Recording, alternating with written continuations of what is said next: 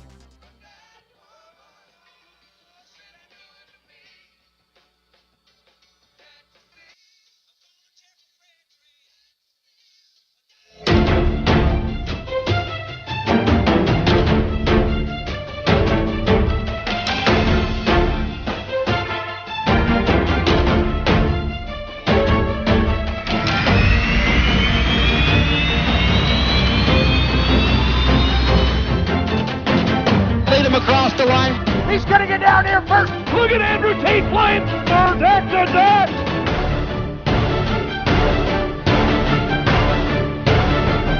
So this one is cool. You basically connect your Shopify account and it's able to pull in your product catalog. And then from there, you can actually choose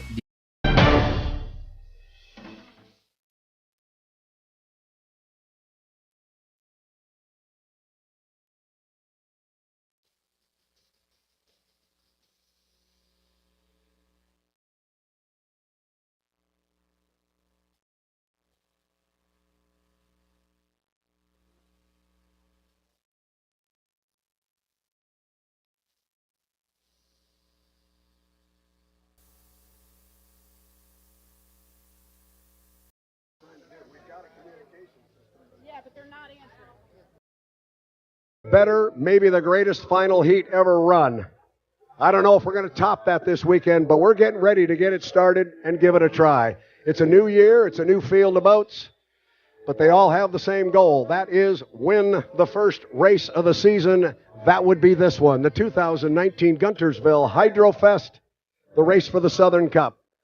The mayor's here, the race director's here, the officials are here, boats, the fans, everybody's here, the trophies are lined up. Let's go racing. And that's what we are about to do, because we are 2 minutes and 15 seconds away from the 5-minute mark for Heat 1A.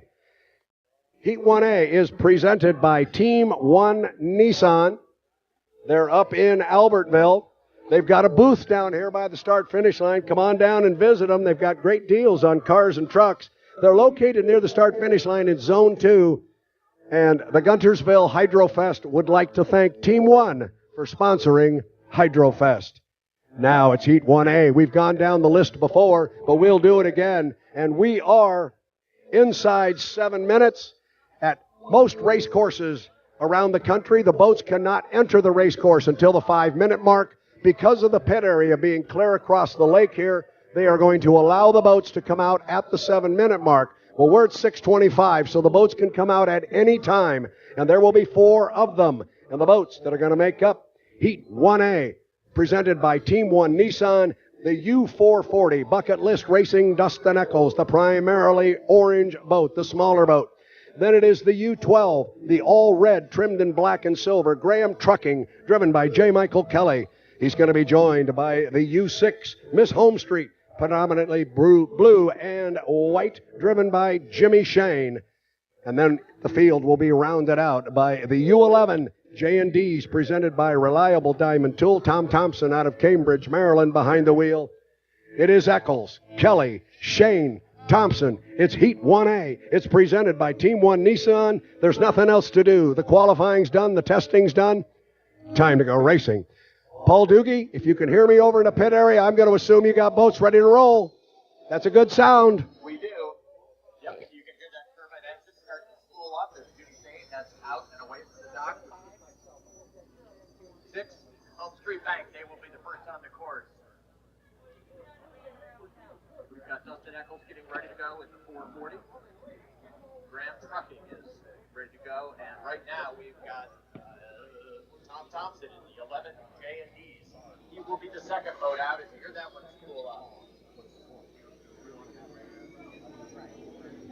This one's right on. I don't know that I can say that people are nervous, but they're certainly apprehensive. They have waited all year for this, worked hard all of the off-summer here on site. They are ready to go. Brad, the first 2 are out. There goes J. Michael Kelly, and Dustin Eccles will be next out. You should be picking up Jimmy Shane just about now.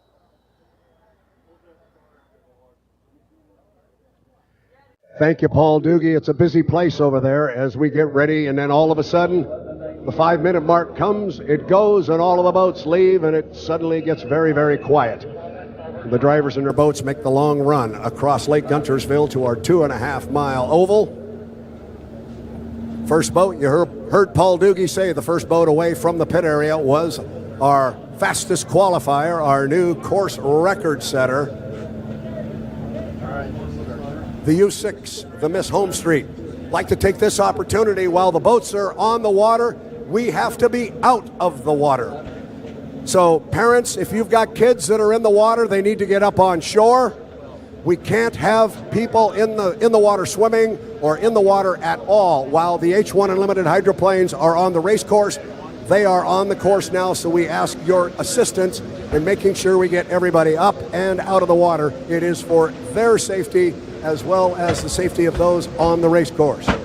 3 minutes and 25 seconds to the start. Now, I will do my best to explain what is going on here, but this is what we call the race before the race. When the drivers come out of the pit area and come across the lake, they are not going to race in assigned lanes. They don't know what lane they're going to race in. They fight for that lane by positioning themselves correctly on the race course versus their competitors and versus the start-finish line and the clock. As we saw with the GPs, you don't want to jump the start because you incur a penalty and you're not going to win. Tom Thompson in the Chartreuse and Carnival Orange, U11, goes down toward the lower end of the race course following Jimmy Shane. Here comes Dustin Eccles in the bucket list, the 440, the little orange boat. Following him slowly is J. Michael Kelly. Now, part of this procedure is the boats can cut the race course.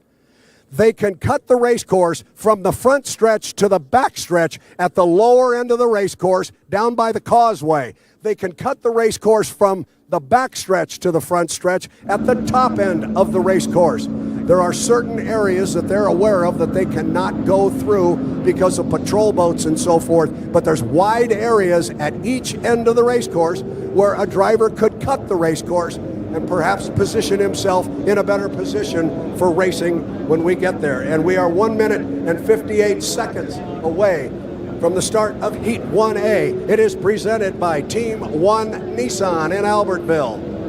Coming up on 145. So far, nobody has done anything fancy on a 2.5 mile course like this. And thank you, J. Michael Kelly. He's going to show you what a cut looks like from the back stretch to the front stretch. Now, when Jimmy Shane and Tom Thompson come down, they're going to find JMK and watch him put himself in lane 1. That just moved everybody out of lane. Nice move by Kelly, and I like his timing. You do not want to be at the start-finish line at 2 minutes. Well, it's 1:18 right now. So Kelly with a terrific move to get lane 1. Now they will go down to the lower corner. They must maintain 80 miles per hour while they are on the race course before the start. If they go down below 80 miles an hour, a beacon light begins to blink on the top of the air scoop, and they will get a warning from the officials. They get one warning. The second time that beacon comes on, they get disqualified. So a great move by J. Michael Kelly right out of the box here in Heat 1A, and he's got his boat in lane number 1. Now it is all about those timing marks. They want to put their boat on this start-finish line when the clock hits 0, and they want to be doing about $1.85, and they want to have a whole bunch of clean water. We'll see how well they do it. Coming up on 25 seconds until the start. Looks like one boat up there. There's 4. Kelly is in 1. Kelly's in 1. Shane is in 2. Thompson is in 3. Eccles will be on the outside. We said about a 10-second run off of that buoy. They're inside 10. They're at 8. Now it's that timing mark. We are 5.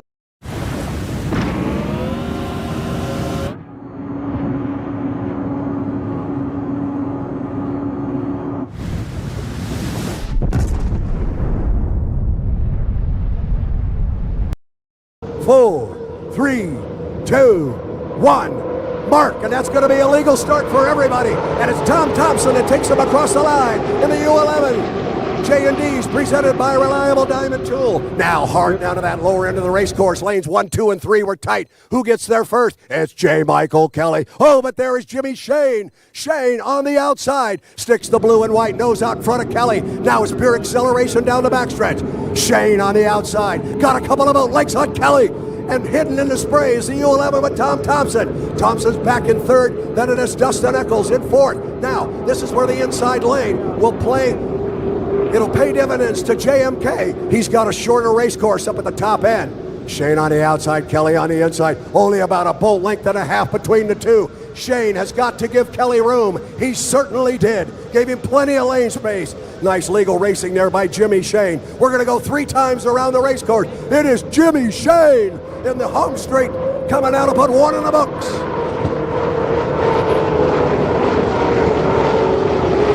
Michael Kelly showing some tremendous speed. He is hanging with our top qualifier. You can see how important it was for Kelly to get inside of Jimmy Shane. And now he's only 2 boat lengths back at the exit pin. Great racing here in our Heat 1A, presented by Team 1 Nissan. Shane outside makes it about a 3 boat length lead. JMK on the inside, Graham Trucking. Tom Thompson's now dropped back about 2 rooster tails. Shane opens up to about 3, maybe 4 boat lengths. But this is where the advantage comes into play for J. Michael Kelly. Kelly doesn't want to let him go. Shane's got to give him a lane space. Lane space is determined and measured as 30 feet. Plenty of distance there between the buoy and Jimmy Shane for J. Michael Kelly to run clean through there. Jimmy's running him really clean. Here comes Jimmy to put 2 in the books. He has 1 more to go, but Kelly doesn't want to go away. Kelly just flat doesn't want to go away. He's going to let Jimmy know, I came to race. 3rd place will go to Tom Thompson in the J&Ds, presented by Reliable Diamond Tool. And our 4th place boat is Dustin Eccles. And and look at Kelly now. He's up to within 2. Mikey trying to make a race out of this. Dustin Eccles comes by. He is in 4th place. Shane Kelly. I got half a hunch we're going to say that about 10,000 times this summer. Shane and Kelly hooking up right out of the box here in the 2019 H1 Unlimited racing season. Now, this is going to determine who wins our Heat 1A, our first heat of racing here. And look at Kelly. Kelly's going to pull up within a boat length and a half. You notice Shane tightened up the corner a little bit too, but still certainly legal. This is it. The checkered flag flies. H1 Unlimited racing, and it's going to go to Jimmy Shane in the home street. Home street back, Jimmy Shane. J. Michael Kelly right with him. How about that? How about that right out of the box for H1 Unlimited Racing 2019 style? That looks pretty good. Tom Thompson, after a terrific start in lane 3, will come home in 3rd place in the J&Ds, presented by Reliable Diamond Tool. We are being told, and this is an important point, but I think we all knew this, the start was good. They were actually a little bit tardy. Apparently everything was good in that heat. There have been no calls made whatsoever. Dustin Eccles in the Bucket List Racing comes home in 4th place.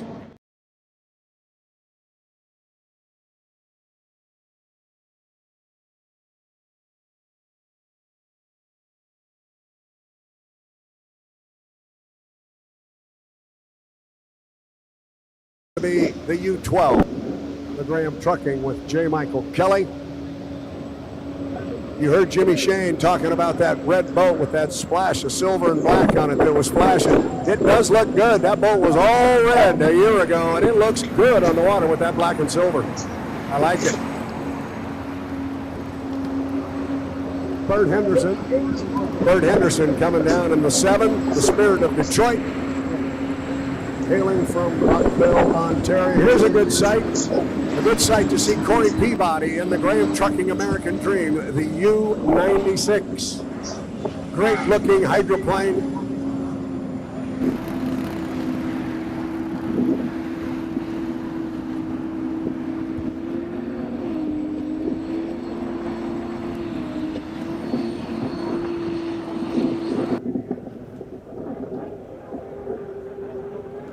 It is Dustin Eccles driving the 440 Bucket List Racing. A little dark up at the top end of the race course, but the water conditions still look very good. 2 minutes and 56 seconds, 2:56 until the start. We saw some shenanigans in the Heat 1A score-up process, the race before the race. We saw J. Michael Kelly make a great move to get the inside lane away from Jimmy Shane and Tom Thompson. Now we got to watch to see if something like that would happen now. The boats are spread all over the race course as we come up on 2:30 to the start of our Heat 1B, presented by Team 1 Nissan. Here comes JMK. He has not put his foot in it at all. The boat is running at about 80, 90 miles an hour. Remember, he has to keep it over 80 miles an hour. If he doesn't, he will incur the wrath of the officials. But right now, he is out there all by himself as we approach 2 minutes. 2 minutes until the start of Heat 1B. Bert Henderson, the U7. heads across start-finish line. Corey Peabody. Boat's got a little bit of compressor stalling. I think he's going to have to watch Corey and see if Bert's going to have to go all the way around, see if Corey maybe doesn't put a loop right here, and there he goes. Corey wasn't in a good spot on the race course. He's okay. He just was going to get down to that corner, and here comes JMK. He's going to come across. We're 1:30 until the start. Now watch Bert. Bert's going to cut the course because he doesn't want to go all the way around at a $1:25. Same can be said for Corey Peabody. Watch both of them cut the course and come back to front. Here comes Bert. Corey will come in behind him, and they will go down and get them. Now they could still cut the course again if they wanted to. But coming off the lower corner right now at 1 minute, J. Michael Kelly. He was making a little maneuver there with the Bucket List Racing. I wasn't sure if they were getting close together. I don't think so. They just got covered up by a little bit of Bert's rooster tail. Corey's going to have to cut the course. Corey go back over to the backstretch again. There he goes. Takes the 98 and takes it over to the back chute. They will all hook up JMK up the top end of the course at 40 miles an hour. Or excuse me, 40 seconds, even though he's all by himself. He's up there a little bit early. He's got to maintain 80 miles an hour. He's at 28 seconds at the entrance pin. I think he'd like to be up there around 22. So he's going to have to scruff off a little bit of speed. Watch Bert Henderson, see if he can't get a run at this thing. We're 15 seconds away from the start. It's going to be Kelly in 1. It's going to be Henderson in 2. It's going to be Peabody, I think, in 3. And then it'll be Bucket List is going to be in 3. On the outside, it'll be Peabody. We're 2 seconds, 1 second. Mark, and this one's ragged. What we call a ragged start. The start is official. It is good, and it's J. Michael Kelly. Poor Corey. Corey comes across. He was way late. He was just never in a good spot on the race course. So that's what we call a ragged start. Not at all like we saw in our Heat 1A. So it's all JMK coming off the corner, but Bert Henderson has got him in his sights, but he's already about a rooster tail and a half back from J. Michael Kelly. But Bert has got his foot in it. Look at Henderson come on the outside. Bert is now in the rooster tail. We might have a race here yet. Henderson on the outside. You're going to see the red nose. There he is. Henderson on the outside is going to make a boat race out of this. Now he's got to leave room just like Jimmy Shane did, and that's given J. Michael Kelly all kinds of room. But they're going to come down side by side. Bert Henderson in the red boat on the outside. J. Michael Kelly on the inside. We go 3 times around. If you can pick a leader on that one, you're better than I am. That's dead even. The 2 red boats. Good looking run down the front straightaway. And look at Dustin Eccles so far holding off Corey Peabody, and he's holding him off on the outside. We're in a second of 3 times around the race course. JMK's opened up a little bit by sitting on the inside. Bert Henderson still playing around on the outside, staying in the right side rear view mirror of J. Michael Kelly. Kelly up the backstretch, boat real smooth. He's got about 3/4 of a rooster tail on Bert, but he knows Bert is there. Now Bert will try and make a charge as they get to the entrance pin of the corner up here. This is lap number 2 of 3. Big wall of water off both boats up there. JMK slides it out to about lane 2, and he will come down and put 2 in the books, but he's got Bert Henderson right in that right side rear view mirror. Henderson spare to Detroit, looking to pick up 300 big points here as Kelly flies the 12 across the start-finish line. And I think what you may be looking at right here is Bert Henderson saying, all right, I'll let you do that. I'll let you do that because I'll pick up my 300 second place points. But now look at the race we got coming off the top end of the course. Corey Peabody has now found his way past Dustin Eccles, but Eccles is going to stay right there on the outside. They've got 1 lap to go. The racing right now is for 3rd place. Dustin Eccles, what a day they've had today. Their first ever 150-mile-an-hour lap, and now he finds himself hooked up against his good buddy, Corey Peabody. Peabody's down there first, but there's Dustin. Dustin by a boat length. Top end of the race course. J. Michael Kelly will come down and pick up 1st place. Henderson squares up. He will come down and take 2nd, but the race is up the backstretch. Corey Peabody trying to run down the bright orange as the checkered flag flies for Michael Kelly and the checkered flag flies for Bert Henderson. Now, top end of the course, who is going to pick up third place? Corey Peabody closes it up at the top end. Dustin Eccles right with him on the outside. There's 225 points at stake right here. There is Dustin on the outside. From here on out, it is nothing but pure acceleration. Mash the gas, fly the front end, get the boat out of the water, and get it down to the checkered flag. Oh, this is going to be close. This is going to be close, and it's Dustin Eccles. Dustin Eccles pulled it off. Holy smoke, that was awesome.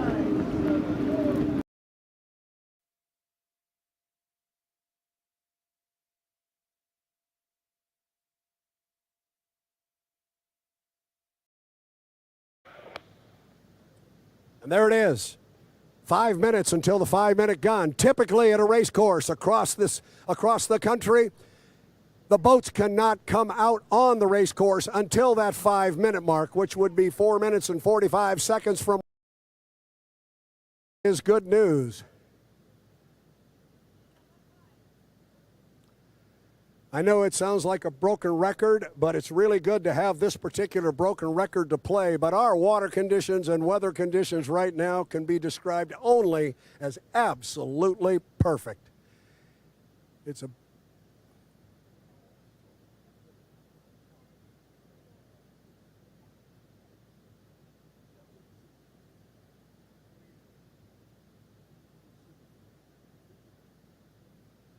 .6 minutes and 15 seconds, 6:15 until our start.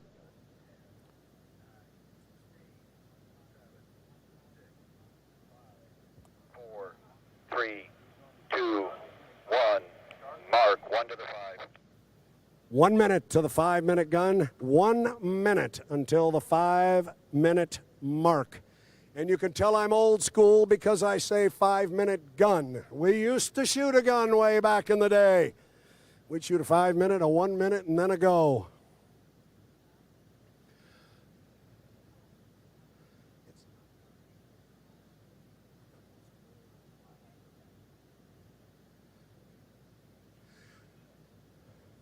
.30 seconds until the 5-minute mark.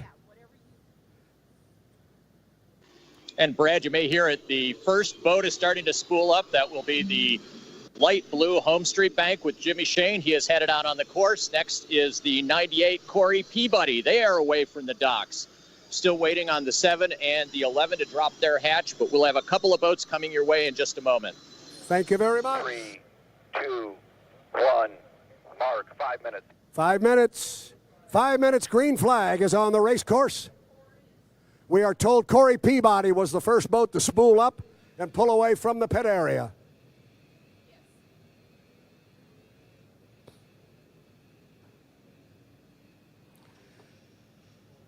Corey Peabody, of course, driving that U98 Graham Trucking American Dream, painted up red, white, and blue.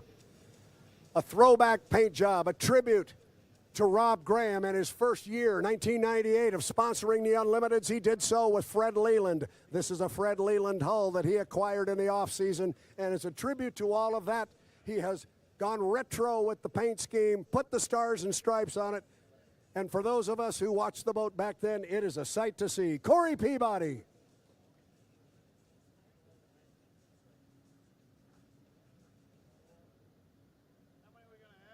Next boat to come out on the race course, we are expecting the U6, the boat owned by the city of Madison, Indiana. Miss Home Street, driven by Jimmy Shane, originally from Havre de Grace, Maryland, now resides in the Pacific Northwest. The young man looks like the boat to beat here today. And we've got Tom Thompson leaving the docks now. He's got it spooled up, and he's getting it online. The hatch is also down on in the our U7 Heat 2A, presented by Henderson. 105.1. It's the U11, the J&Ds, presented by Reliable Diamond Tool. The boat is driven by Tom Thompson from Cambridge, Maryland. You cannot miss this boat. You can see it coming away from the dock now. It is Chartreuse and Carnival Orange. J&Ds, presented by Reliable Diamond Tool.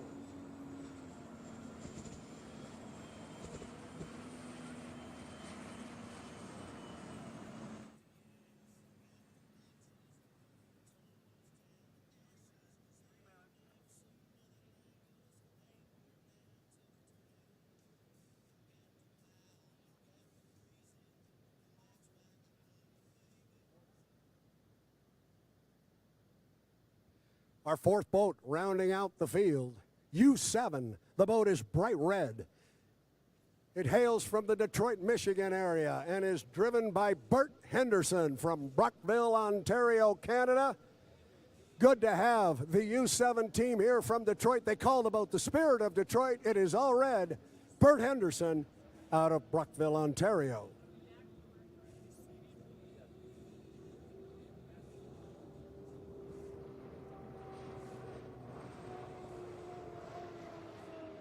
So, looking at the clock right now, we're 2 minutes. 2 minutes and 5 seconds until the start of our Heat 2A, presented by WGSB Radio here in Alabama. It's the Country Giant. You know them well. Now, we've got boats spread around the race course, although we've got a couple of them coming off the top end. And at the top end on the outside, that's Bert Henderson. That's the red boat.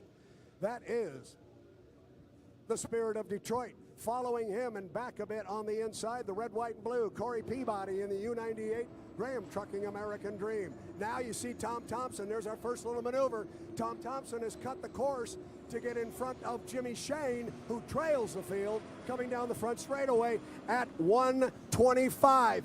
My unofficial timing marks are you do not want to be at that entrance pin at 1:30. It's 1:20. I think they're going to be okay, but I really like where Jimmy Shane sits right now. He may be outside some of those guys, but I like where he is timing-wise. Remember, the idea is more than just getting on an inside lane. You want to have a lot of boat speed. They've got to be careful with Bert Henderson. He's got to maintain 80 miles an hour up the backstretch. Still got 58 seconds until the start. I think he's okay, but he doesn't want that little 80-mile-an-hour beacon to start blinking above that air scoop, because he will get the wrath of the officials. Where is Tom Thompson? Tom Thompson is trying to get refired. He has died down at the lower end of the race course. He is not on a plane. He is dead in the water. Tom Thompson is out of it. So we'll go to the top end of the race course with 28 seconds until the start. Going to have a three-boat field here. Bert Henderson is going to have himself in lane number 1. It looks like Jimmy Shane is going to be able to have lane 2. I think I haven't seen him yet. There he is. He's in 2. It's going to be Corey Peabody on the outside. 12 seconds until our start. Now it's about the timing marks. Want to be on the line. We are 5, 4, 3, 2, 1. Mark. Looks like a good start from here for sure. And it's Bert Henderson going to bring him across the line first. Henderson broke the clock. He'll take him down from lane number 1. See who gets down there first. It's all red. It's Bert Henderson. He's got the field on his hip. Coming off the exit pin, you can see the other two boats, Rooster Tails. Jimmy Shane is in second place, but it's Henderson and the Spirit of Detroit. Running down the backstretch, got about 3 boat lengths on Shane, and then it's about a Rooster Tail back to Corey Peabody. Peabody running in third, but it's Bert running out front, first place in the U7. But trust me, his right side mirror is full of Home Street Blue. Now you're going to see where Shane is. How close is he to Bert? Bert tight on the buoy line, and there's Jimmy. Jimmy's going to try and run him down here at the end of lap number 1. Good boat racing here. The start has been ruled officially good. The start is good. Almost dead even. Bert and Jimmy. Beautiful photo op there. It's the red, the white, the blue. It flies across start-finish line. Peabody running in third. They go down to the lower end of the race course. This is lap number 1 of 3. Still Bert. Henderson's got him by about a boat length, maybe a boat length and a half. Off the exit pin now. Does Jimmy have some straightaway speed? There he is. Acceleration off the corner. Shane out by half a boat length. Now give him 1 full. Bert trying to hang with him on the inside. Couple of great running hydroplanes here in our Heat 1B, presented by WQSB 105.1 radio. Top end, look at Bert, stay with him. Henderson on the inside. Shane's got to give him room. Got to give him 30 feet of lane space. Gave him plenty of lane space. Jimmy driving him really clean down the front straightaway. Put 2 in the books. This will be the second of 3 times around the course. Now, this time, Jimmy's opened up about a boat length. Now he's opened up about 4 or 5 boat lengths. Shane doing it from the outside right now. Bert's still going to hang on the inside. Jimmy's going to give him plenty of room and drive him clean, I am sure. No, look at Bird. He pulled right up with him now. Back to within about a boat length and a half, maybe two. Now the acceleration off the corner. Jimmy doesn't want to get too fancy here, and so Shane starts to put the hammer down and open up a little bit of ground on Bert Henderson. It's about 5, maybe 6 boat lengths now. Watch Shane. He's going to leave a lot of room between his boat and the exit buoy to make sure there's plenty of room for Bert Henderson up there. Henderson trying to tighten it up. That inside lane's paying dividends, but I don't think it's going to be enough. Jimmy Shane is going to come down here, and it looks like a apparent winner for Heat 1B here of the 2009 race for the Southern Cup. Checkered flag. Jimmy Shane driving on his home street. Bert Henderson, second place in the Spirit of Detroit in our Heat 2A, presented by 101.5 WQSB. And let's not forget our newly requalified rookie driver, Corey Peabody. Corey will come down and score 225 points, and I'll tell you what, ladies and gentlemen, he'll take them. 225 points are worth fighting for.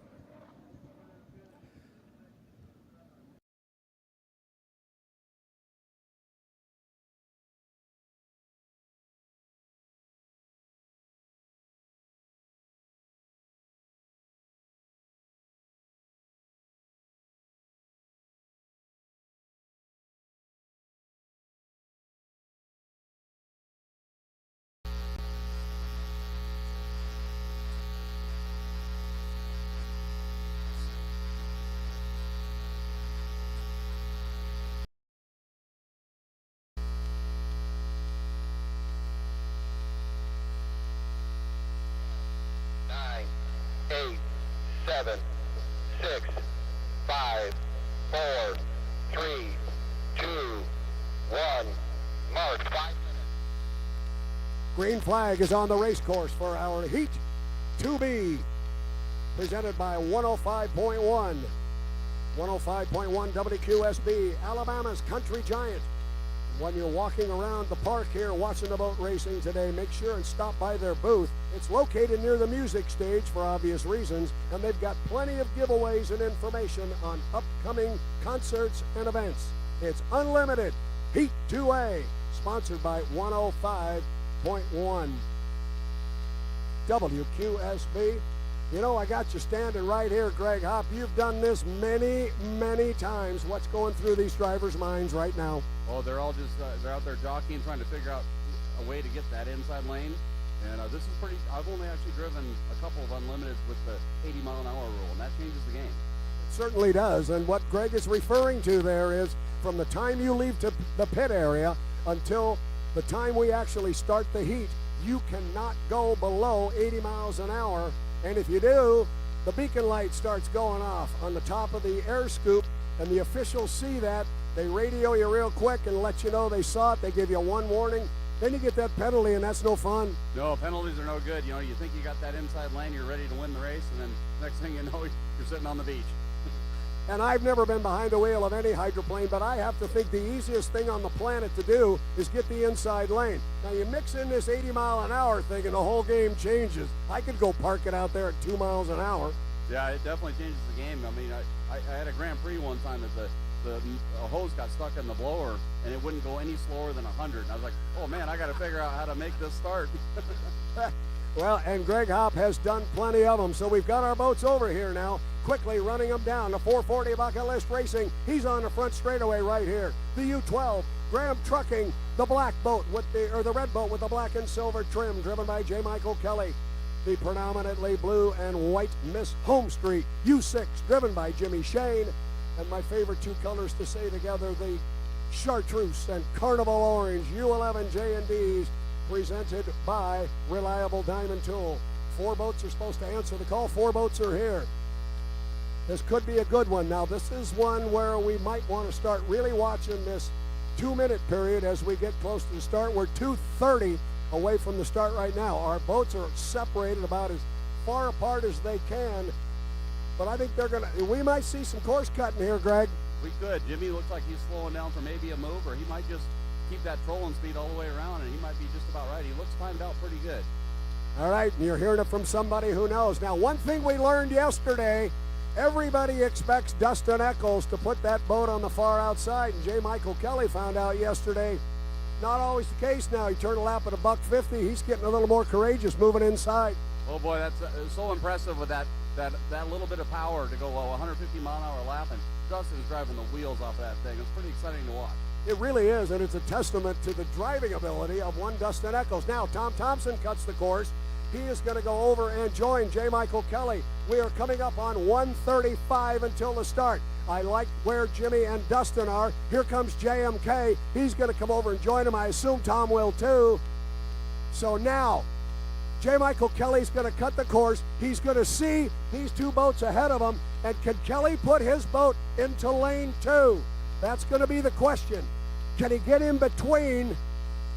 Can he get in between Dustin Eccles and Jimmy Shane? He's not in a hurry to get down there right now. And then trailing the field, and there goes Kelly. There goes Kelly across the course. He's going to jump over to the other side and get in lane 1. We are at the 1 minute mark right now. I think he's okay. Greg, can he do it? 80 miles an hour from there? Well, I don't know. He's going to be tight. It looks like I say, I think Jimmy had it timed out pretty good. He's going to be close.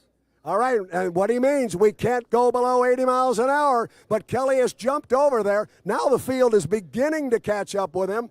It's going to be Eccles on the outside of Kelly. We'll see where Jimmy Shane wants to put it. We would assume in lane number 2. Tom Thompson, the guy that needs points, is going to be outside of Jimmy Shane. 30 seconds until our start. Not quite sure where Eccles is, but I think he's on the outside.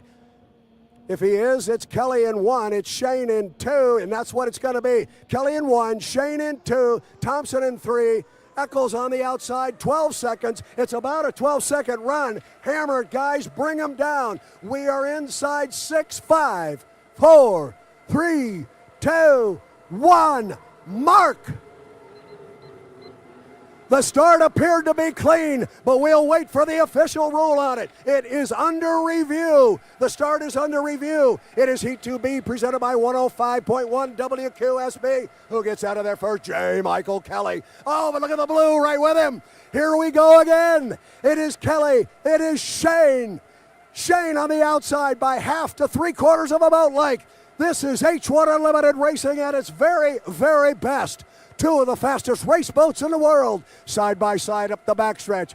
You're going to get another great camera shot here as they come down to put one in the books. And remember, we go 3 times around. These guys know each other about as well as anybody. And a good corner up there for J. Michael Kelly. Kelly's going to come down. Now it's pure acceleration off the corner and these long straightaways. Kelly on the inside, Shane on the outside. Shane by a half a boat length at the end of lap number 1. Tom Thompson is running.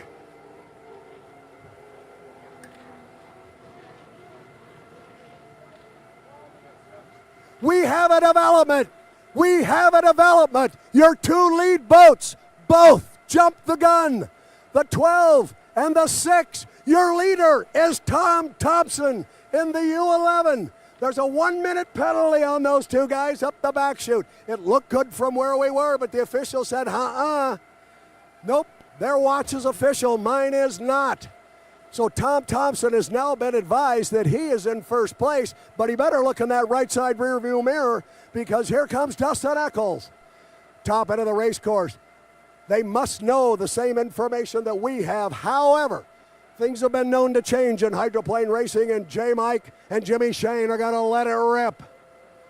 Shane getting a beautiful boat ride in the Miss Home Street. J. Michael Kelly doing a fine job driving on the inside lane, hanging right with him, just as he did yesterday. Tom Thompson, I'm telling you, Dustin Eccles. And this is why we race them, Greg Hopp, because anything can happen. And there goes Dustin, just went blowing by Tommy with a ton of boat speed on the outside. And a ton of air underneath the boat. You be careful, you're going to get a job up here one of these days. Greg Hopp doing some great color commentary there. Our race is down to the lower corner. Tom Thompson really needs these points. He got nothing last time. He was tough luck Tommy, and now he is the recipient of a massive penalty that took our 2 leaders out of it. Thompson now puts the foot down and says, Dustin, if you're going to go around me, I'm going to make you earn it. Meanwhile, our 3rd place boat is going to come down. It is Jimmy Shane. Now he's going to pick up a checkered flag, but he's going to get a 1-minute penalty. So they'll add 1 minute to his time. He will finish in third position. Second place will go to J. Michael Kelly in the Graham Trucking. He will get second place. And now the checkered flag will hang, and it really means something. We're going to have a first place finish and 400 points for Tom Thompson. I said at the beginning of the heat, he really needed to score points. He had a tough draw. 400 points. Tom Thompson out of Cambridge, Maryland, driving the J&Ds, presented by Reliable Diamond 2. And then Dustin Eccles, you know, we say this all the time, Greg Hopp. You can be the fastest boat in the planet, but if you're not legal, it doesn't do any good. That young man, Mr. Eccles, is having quite a weekend. Oh, yeah, Dustin, like I say, 150-mile-an-hour lap, and then to back that up with a couple of second places, and he's on fire. Oh, boy, that was fun. That was our Heat 2B, presented by 105.1 WQSB. You came over.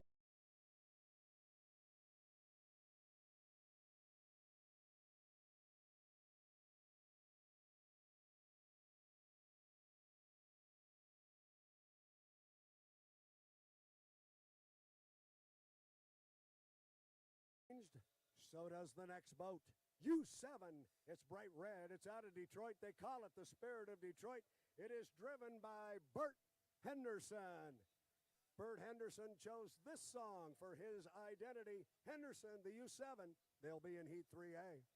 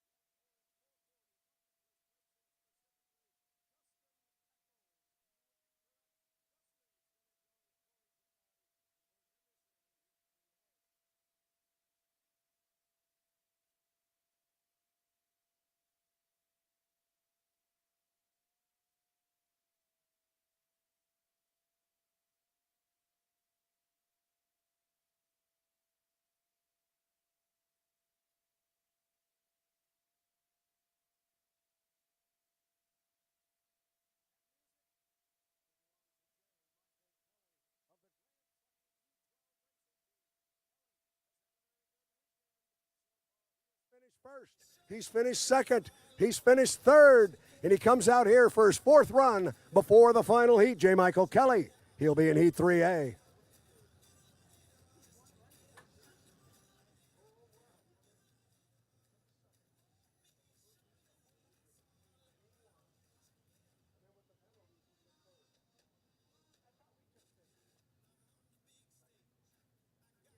Yep.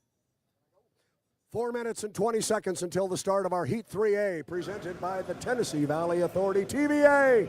And we thank them for their participation here in our event. It is the 2019 Race for the Southern Cup, and we are getting close to building to our final pinnacle. I count 1, 2, 3, 4 boats. Paul Doogie, you got them all sent away. Everybody looks good. Paul's already run up to find a monitor and watch the heat. I don't blame him because we're 3:45 until our start. 3:45, first boat to come across the start-finish line here. Bert Henderson out of Brockville, Ontario, Canada. Man needs no introduction when it comes to hydroplane racing, but he hasn't done a whole lot of this H1 Unlimited stuff. Right behind him is another bright red boat, but this one is trimmed in black and silver. It's driven by J. Michael Kelly. It's the U12. Here comes J. Michael Kelly's grade school classmate. Yep, you heard me right. A grade school classmate of J. Michael Kelly. That would be Corey Peabody, driving the Graham Trucking American Dream. And the guy who has had a weekend that he will never, ever forget, Dustin Eccles, driving the 440 bucket list racing. This has been a project for Kelly and Sharon Stockland for many years, and this is the best the boat has ever showed on a race course. They are so happy and they want it to continue. Dustin Eccles in the 440. 2:45 until the start, 2:45. Boats are spread across. Gee, we've seen this a couple of times before. J. Michael Kelly once again cutting the race course. He wants to position himself in lane 1. Don't be surprised if you don't see Mike do it again. He can cut the course at the lower end where he is now. See if he doesn't hang it left. And he says, no, I'm going to go all the way down this time. Here comes Burt. He will come down. 2:14 until the start. Henderson follows him. Boats are spread all over the race course.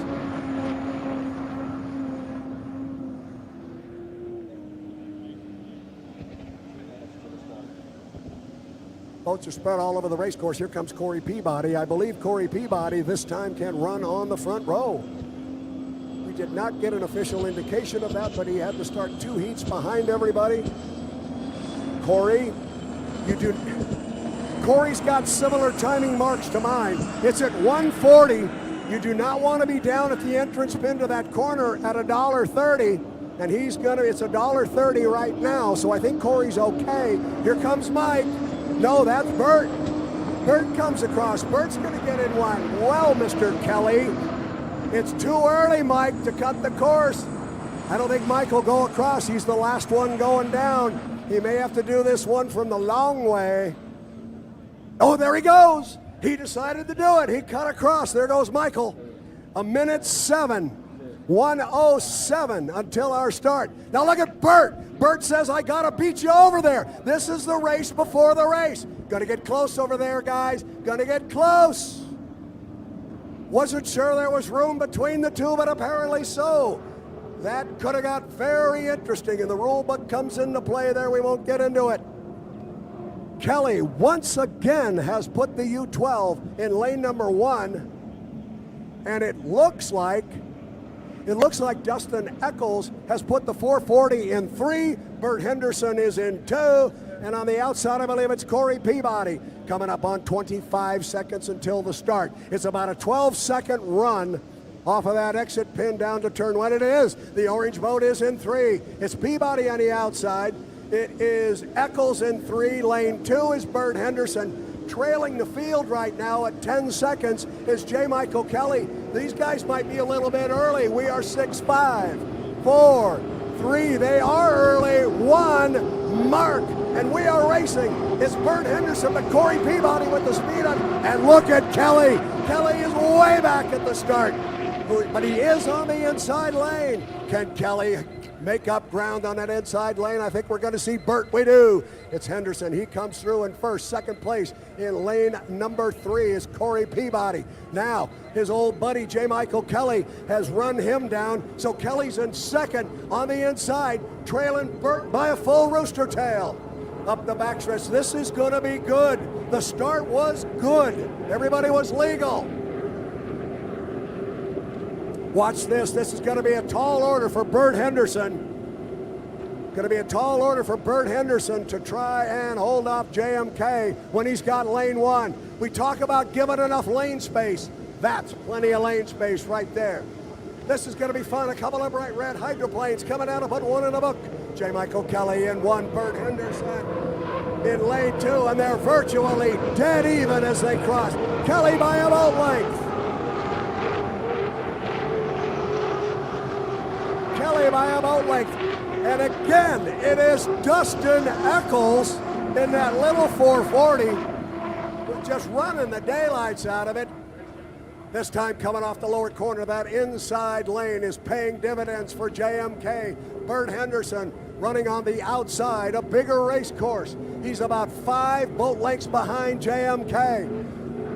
Look at Mr. Eccles make the little orange boat go, and then it's Corey Peabody in 4th place driving the Graham Trucking American Dream. Now Burt begins to pull up a little bit on JMK.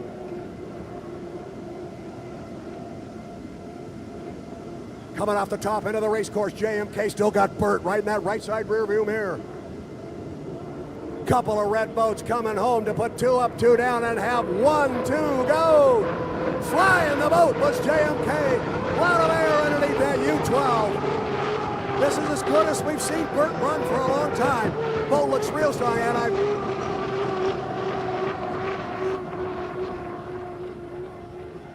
off the corner at the lower end of the race course. J. Michael Kelly now has opened up plenty of water. He's opened up a couple of rooster tails now on Bert Henderson, and we are learning of an infraction. There is a penalty on Bert Henderson for a DMZ violation.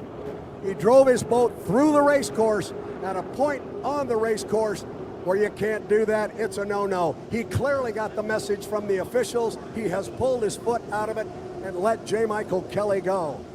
So Kelly's going to come down here and complete his fourth and final preliminary heat.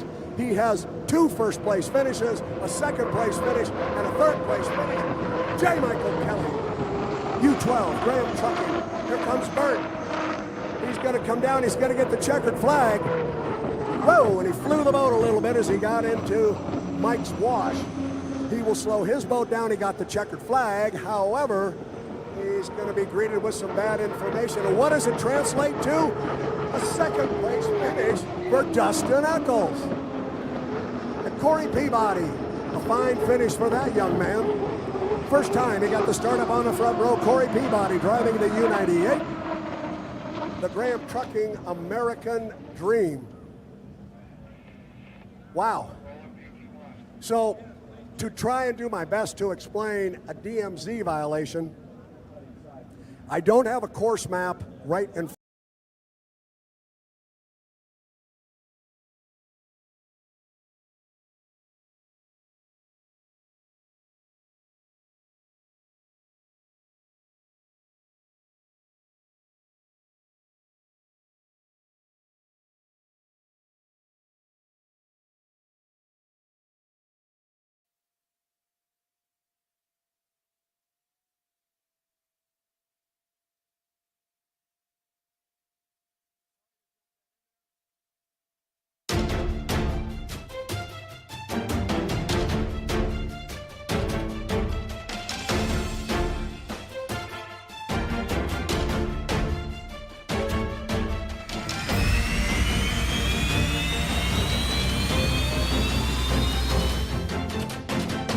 Across the line. He's gonna get down here first. Look at Andrew Tate flying from deck to deck.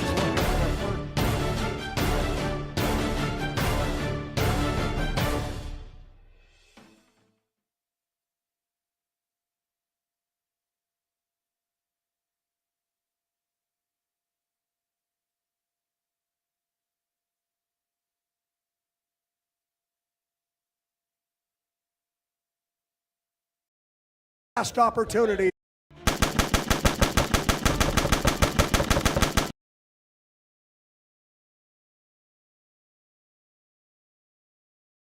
And get into the final.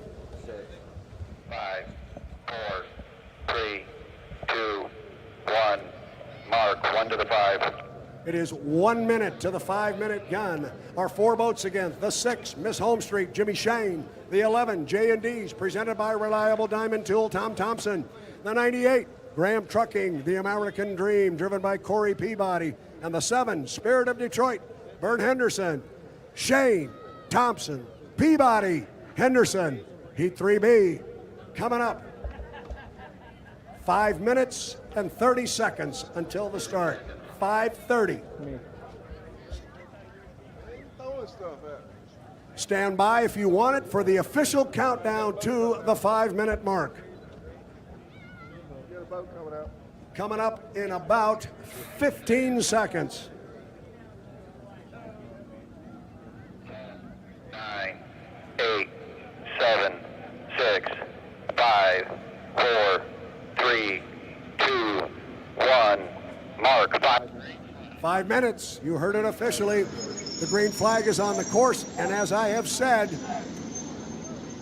because of where the pit area is located here, they will allow the boats to come on the race course before the 5-minute mark because it's such a long drive across the lake. And Brad, you've got all 4 boats out on the course right now headed your way. You did your part, Paul Doogie. You got them all fired up and ready to go. We see 4 rooster tails, nicely done. And now it's our job to pick them out of the sun. I can tell you the third boat coming up there is the Chartreuse and Carnival Orange U11 J&Ds, presented by Reliable Diamond Tool. And that looks to me like that's going to be Bert Henderson at the top of the course. I think that's Corey Peabody in behind him, then Tom Thompson, and your last one is the powder blue and white Miss Home Street, Jimmy Shane.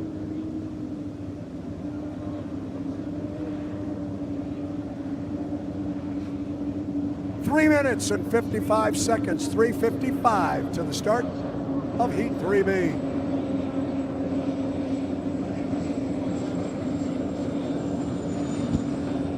Bert Henderson, he had the difficulty in the previous heat. He had a DMZ violation. That means before the heat started, he cut the course where he should not have. I hope he's got it right this time. It looks good to me because he just cut the course again and went over to the backside. Tom Thompson, on the other hand, will go. Oh, where's Corey? Where is Corey?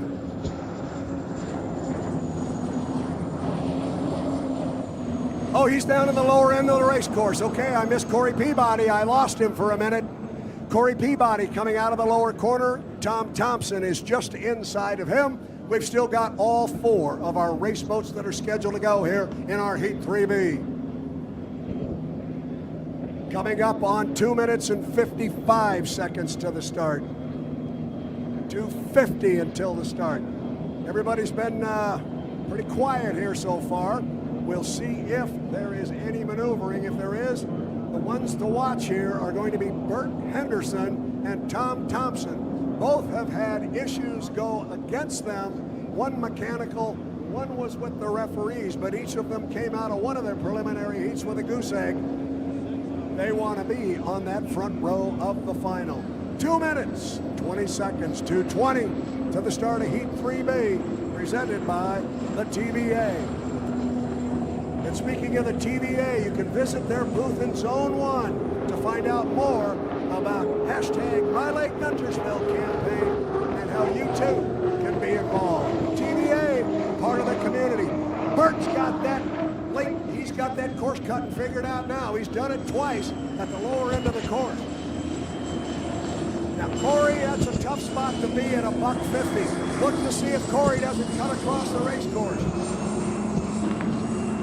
If he's going to go all the way down and his beacon is blinking, his beacon was blinking. He was below 80 miles an hour. Boy, and that got a little dicey right there. Tom Thompson just cut the course, and it was right in front of Jimmy Shane. The referees are going to have to take a look at that one. That looked like it might not have been the sweetest thing. 1:15. We're going to call everything as it is on the water. Who's cutting the course? Look at Bert. Bert's going to cut the course, get to the backside, get over there in about 1 minute. I think his timing's pretty good. Bert's going to jump into lane 1.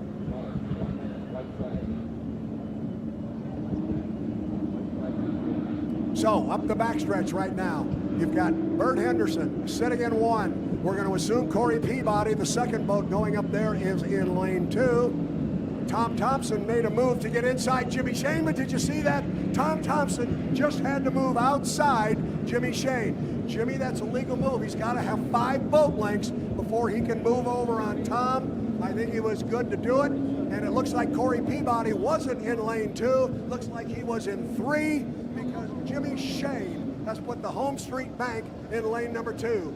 Henderson is going to be in 1 at 20 seconds. These guys are early.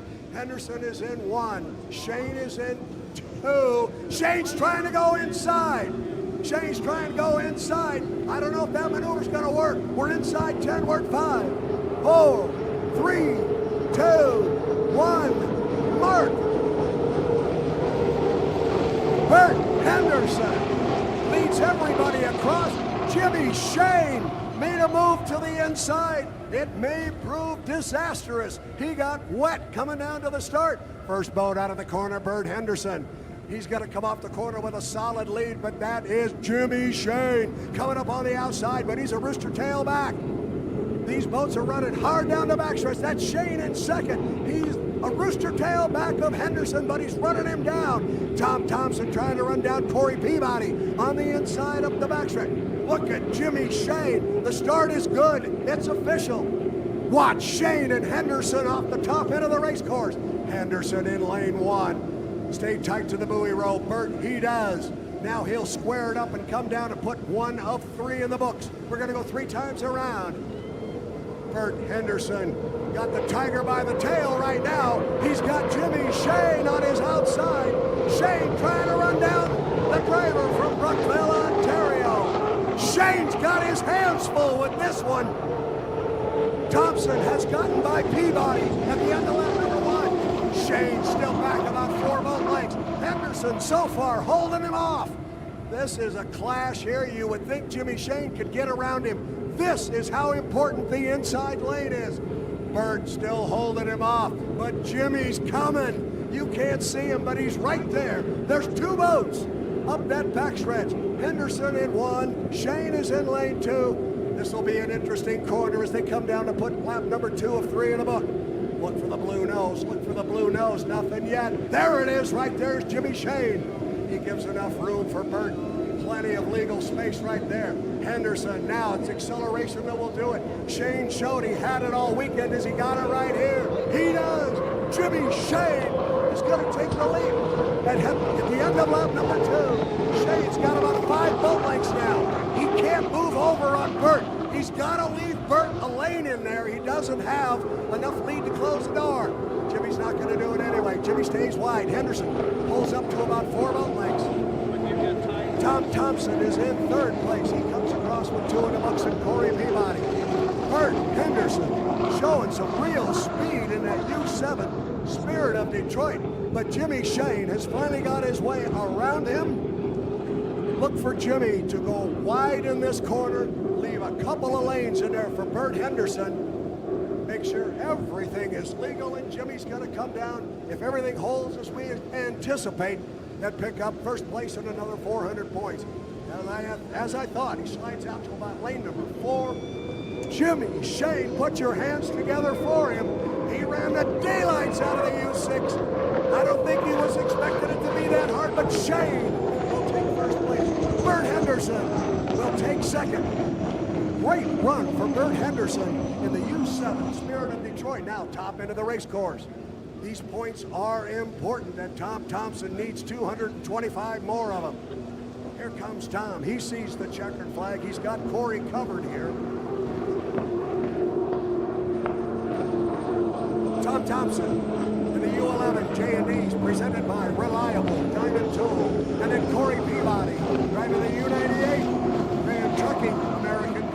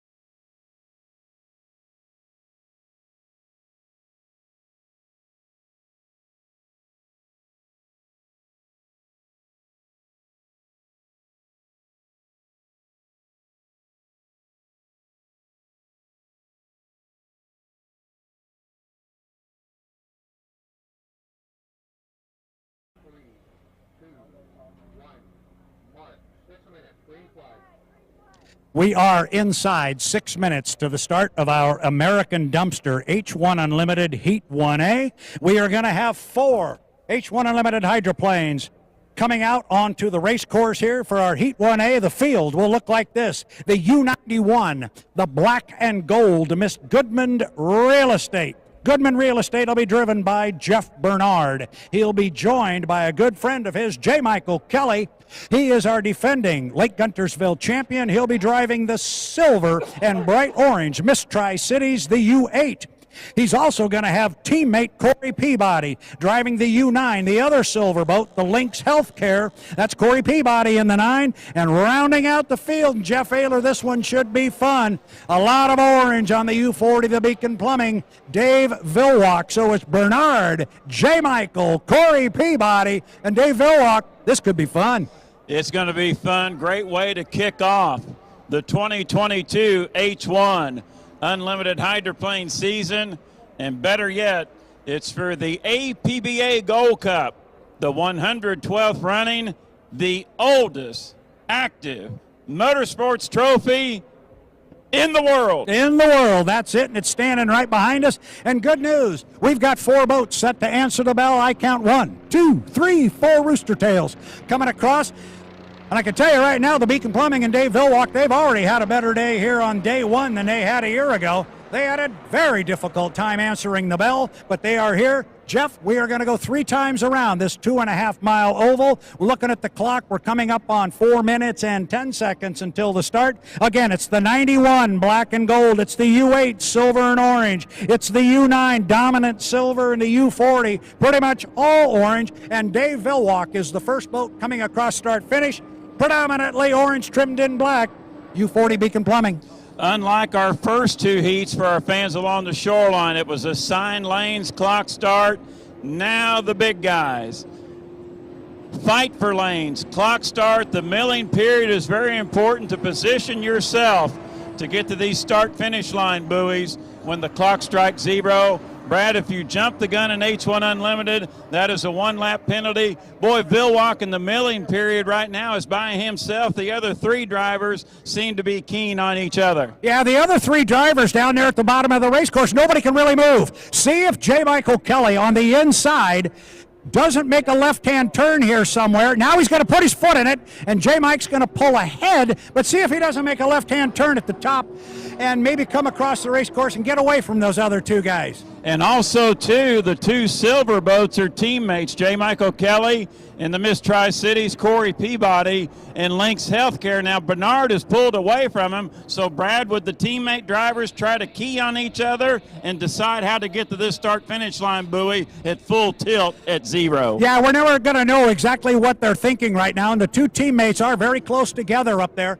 The 2 silver boats, the boat on the outside, look at Dave Vilwalk across the course at 2 minutes and 35 seconds. Now he's out in front of the field talking about the 2 boats that are behind everybody, the 2 silver boats. On the outside is the U9, that's Corey Peabody, the Lynx Healthcare inside, and coming on hard is the U9, or the U8, the Miss Tri-Cities. The difference, and you can see it right there, is the orange on the fairings, the vertical uprights on the U8. They are silver on the U9. Boats are down to the lower end of the race course, and we're cutting the race course again. Dave went all the way down, but we had 2 cutters that are going to get in front of him right now. Boy, both Bernard and Kelly cut through the GP Pro Light course, and now Bernard, 2 minutes. 2 minutes until American Dumpster Unlimited 1A here at the 2022 Lake Guntersville Hydro Fest. It's the APBA Gold Cup for the H1. Here comes Dave! Cutting through. Here comes Dave cutting through. Sorry to jump on you there, but that's a big move, and I think his timing is okay. I have some unofficial marks on this race course. We'll leave that to the professionals, but I think Dave is all right. He wants to be down at that lower corner at some point after 1:30, and right now he's at 1:25. So Vilwalk, Brad, I think he will go clear down to turn number 1. Peabody's in a position he'll have to do the same. Now Kelly, what's his position? Will he cut? Will he go down? Bernard has a wonderful opportunity to cut. There he goes. J. Michael Kelly is going to cut the course. Is he too early? Now Vilwalk's going to come off the corner down there and see a rooster tail in front of him. His spotter will say that is J. Michael Kelly. Now looking at the watch, we're inside 1 minute, but J. Michael Kelly out front cannot drop below 80 miles an hour. This is where that rule comes into play. We'll watch him up the backstretch. The Miss Tri-Cities, the U8 is on the inside. He is out front. The Beacon Plumbing with Dave Vilwalk is in second place. Then it is Corey Peabody driving the U9, the Lynx Healthcare, and trailing the field and coming up strong with a lot of boat speed. Jeff Bernard in the 91, the Goodman Real Estate. Top end of the race course. 30 seconds until our start. Come on, Jeff. Oh, he'll pick it up. He may come with an awful lot of boat speed. Now, Jeff Ayler was talking about 16, 15, 13 seconds off that pin. We are at 17 seconds right now. It's getting to about time to put your foot on the gas. This is going to be close. Jeff, bring him to the line. The first heat of Unlimiteds. Guntersville, buckle up. We're 5, 4, 3, 2, 1. Mark, we're racing American Dumpster Unlimited Heat 1A. Corey Peabody leads them across the line in the Lynx Healthcare in lane number 3. We look to our right, Peabody there first. Peabody, your leader. Vilwalk is there in second. Peabody, Vilwalk, side by side off the turn.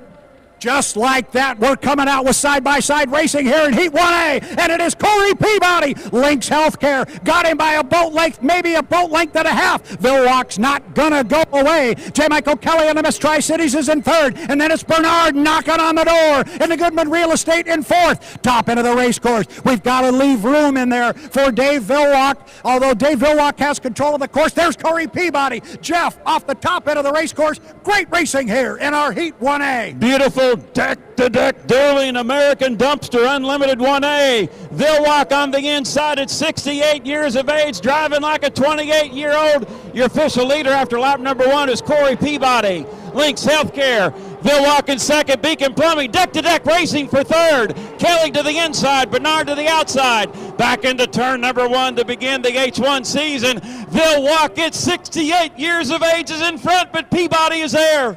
Peabody is right there as they come off the exit pin. Now we talk about that acceleration off that pin, and Dave seems to have it. Looks like one boat. Trust me, Corey is right there. He's knocking on the door right with him. We've got another deck-to-deck duel going on up the backstretch. Jeff Bernard's got about 2 boat lengths on J. Michael Kelly driving to Miss Tri-Cities. The Goodman Real Estate is out front by 2 boat lengths, but top end of the race course, Beacon Plumbing, the 68-year-old superstar Dave Vilwalk slides out to about lane number 3. Still got Corey sitting right on his hip, Jeff. Little hip check by Dave Vilwalk. Look legal from our vantage point. We will come down to get the white flag. Hopefully, yes, white flag is displayed. 2 complete, 1 to go, and now Vilwalk extends it out. Oh, and Peabody flew the Lynx Healthcare back in second. Now J. Michael Kelly has moved into third, and Miss Tri-Cities, Jeff Bernard fourth, and Miss Goodman Real Estate, Brad off the turn. Can Vilwalk hang on to get 400 points? It looks like he may be able to do it. He's got about a full rooster tail, but Corey doesn't want to go away. Beacon Plumbing U40. Dave Vilwalk showing the dominance of that bright orange boat with the black trim and the dominance and the importance of the inside lane. Corey still hanging right with him, but it's about a rooster tail difference. This race for third is not over. Miss Tri-Cities with J. Michael Kelly and the Goodman Real Estate with Jeff Bernard got their own duel going. Now Dave Vilwalk has opened up more water on Corey Peabody. I think Corey lets him go. Checkered flag should fly. Jeff, bring him home. 68 years of age, 67 career wins, 10 gold cups. The checkered flag is out. Dave Vilwalk is your winner of American Dumpster Unlimited 1A here at Lake Guntersville. Second place will go to Corey Peabody and the U9 Lynx Healthcare. J. Michael Kelly fought and battled for that third place position, gained superiority halfway through it. Third place to J. Michael Kelly in U8 Miss Tri-Cities. Jeff Bernard, I'm sure he'll be disappointed, Brad. Not the best start that Jeff Bernard could have got, but they did score, and we'll get 169 points.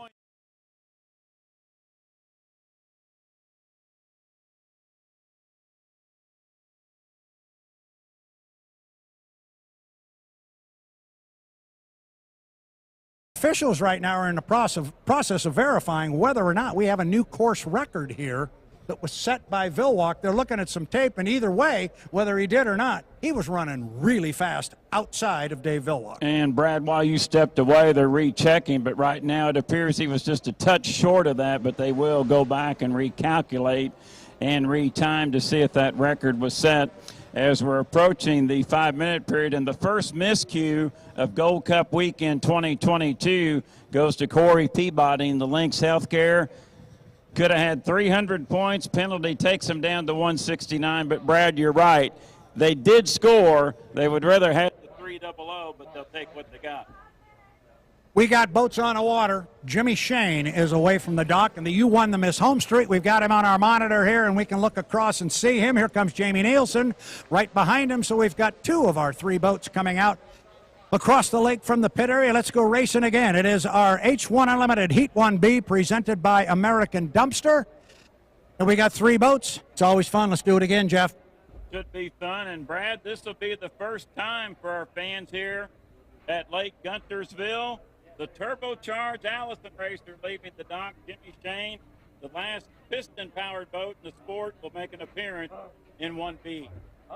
Yep, and they are away from the dock. We've got all 3 boats up and running away, so that's a good thing. It'll be the U11, the Miss Colleen, Jamie Nielsen, the U1, the Miss Home Street, Jimmy Shane, and our third-place finisher, our third boat in the heat, the Griggs presents Miss Ace Hardware, Jimmy King, the U3, the Terminator, first boat across the start-finish line here.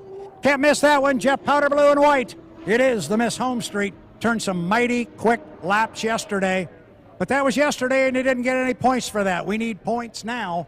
He'd love to see 400 points and get a good start on that national high points race. You did talk about Corey Peabody, and I know you don't have a microphone, so this is great. I can ask you all kinds of questions you can't answer. We're getting some new batteries in Jeff's equipment here. But I think these guys as racers will tell you that if you're going to have a bad heat in the Gold Cup, make it the first one, don't make it the last one. You do want it in the first one, but you hate to start that way, but it is better the first heat and then figure out how the sequence will go on 2, 3, and 4. And I'm sure if you talked to Corey Peabody last year, here comes the Terminator across start-finish line with 3 minutes. Coming up on 3 minutes until the start, looking good. Griggs presents Ace Hardware, and there was some question, Jeff, about that when they were out and ran earlier this morning. The boat went down in the water and had to receive a tow back to the pit area. Apparently it was nothing terribly major, or at least anything that has been reported. The boat is back out on the water looking good. Important 3-boat heat coming up here in American Dumpster. Unlimited 1B, approaching the 2-minute and 30-second mark. Brad, definitely on paper, the Home Street Blue and White, the favorite with Jimmy Shane, but you don't run them on paper, you run them on the water. Now this battle here between these 2 boats for 300 points could be very exciting depending on how the lanes shake up and sort out. So Jamie Nielsen up in turn number 2 first in the Miss Colleen, followed by Jimmy King and the Griggs presents Miss Ace Hardware as we're approaching the 2-minute mark. And right now, Brad, Jimmy Shane, I think everybody's in ideal positioning. I was waiting. I was keeping an eye on Jimmy to see if he didn't come across, and here he comes, and he's going to park that thing in 1 if he wants it.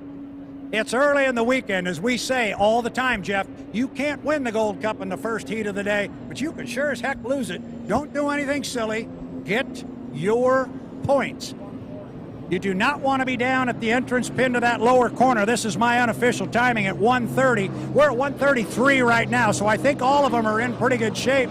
And it looks like Jamie Nielsen is on the inside of Jimmy King and the piston-powered Terminator.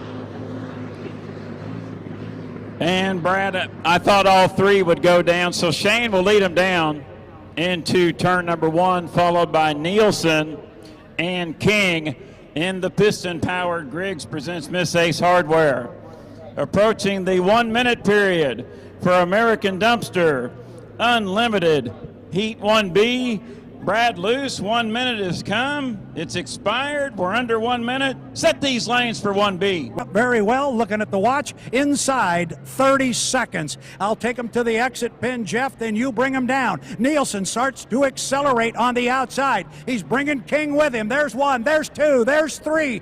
Now they're going to fan out and come down. 16 seconds on my watch, Jeff. Looks good. Bring him down. I think they'll be fine. Shane in 1, Nielsen in 2, King in 3, Guntersville. We are 5, 4, 3, 2, 1. Mark, and we're racing in American Dumpster Unlimited 1B. Jimmy King leads him officially across the line in lane number 3 in the Turbinator. We'll look to the inside, and Jimmy Shane takes the lead in Miss Home Street. King in 2nd, Nielsen in 3rd, Brad, Shane in front, King battling in 2nd. Yeah, King's coming hard in 2nd place, and look at Nielsen in between boats. He's almost dead even with Jimmy King as they come down the backstretch. The start is good. We called again. Look at the speed from Jimmy King in that piston-powered boat. He's actually moving away from Nielsen in 2nd place. He's got his sights on that blue boat. That is a tall order, but the 3 of them are all at the top end of the race course together. Oh, and Nielsen got wet in there a little bit. He dropped back, but it's Shane coming off the corner with the lead, Jeff. Jimmy Shane, your leader. You won Miss Home Street, making a rooster tail and a half over the Turbinator. Lap number 1 complete, 2 to go. Miss Home Street comfortably in front.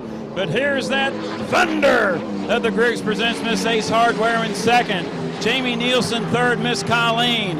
All 3 approaching turn number 1. Jimmy Shane remaining on the buoy row in Miss Home Street. King continues to chase, and Brady's cut into the deficit some, exiting the turn. Yeah, he really has. He's into the rooster tail there. Keep an eye on Nielsen. He's not out of this yet because he's on that inside track.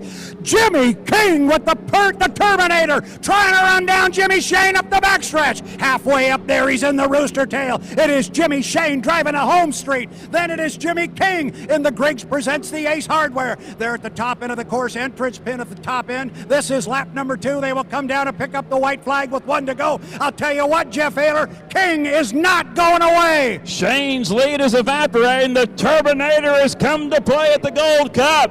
We will receive the white flag. And now it's down to a full rooster tail. White flag displayed here in American Dumpster Unlimited 1B. And now Jimmy Shane's lead is down to 10 boat lengths. Jimmy King still chasing in 2nd. And Griggs presents Miss Ace Hardware. Jamie Nielsen remains in 3rd, and Miss Colleen in turn number 1. Shane shorter way around on the buoy rows, and here comes the Turbinator. Jimmy King does not want to let him go. This is the white flag lap. That means the checkers are waiting for him. Jimmy Shane has got a right side rear view mirror that is full of red piston power. It's the Home Street with the lead up the backstretch. Griggs Ace Hardware, 2nd place. He's only about 5, maybe 6 boat lengths back. This is going to be a charge. If King's got anything left, he might surprise Jimmy Shane. I think he surprised all of us with the boat speed he's showing. Top end of the race course. They're going to come off the corner and run down for the checkered flag. Where's Jimmy? There he is. He's right there on the outside. Jeff, bring him down. All right, Guntersville, does the Turbinator have it? Time running out. Jimmy Shane sees the checkered flag waving. Jimmy Shane wins it. Unlimited 1B, brought to you by American Dumpster. Jimmy King was 2nd in the Griggs presents Miss Ace Hardware. And Jamie Nielsen will come across the start-finish line buoy in the 3rd position in Miss Colleen. Brad, our knowledgeable fans here in Guntersville, I think they've got a new boat. They like the Turbinator. Yes, Guntersville, what do you think of piston power? He can make that thing roll. That was some kind of fun. Oh, my God. Can we just fuel him up and run him again? As the heat went on, could you hear the crowd noise? Yeah. It was getting louder and louder and louder, rooting on that World War II aircraft engine. They like that big red boat. I think they do, and I thought at first maybe they were cheering Jimmy Shane and that you won Home Street, and there's a lot of fans here for that Home Street hydroplane, but you're correct. They were building momentum in that red Turbinator. Oh, Charlie Grigg up in the Tri-Cities of Washington, sitting on the Columbia River over there at the Richland Regatta. Your boat you're sponsored is running like a rocket. And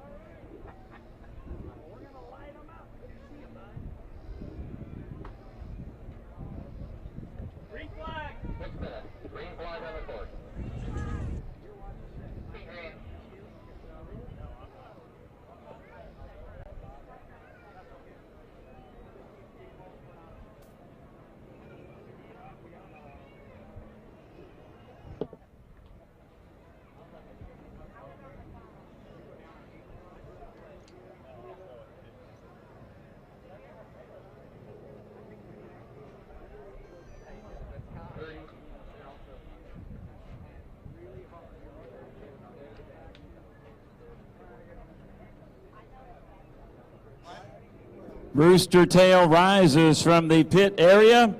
We are 5 minutes and 15 seconds away from Marshall County Tourism and Sports Unlimited Heat 2A. Brad Luce, it's a 4-boat 2A. Let's check our lineup.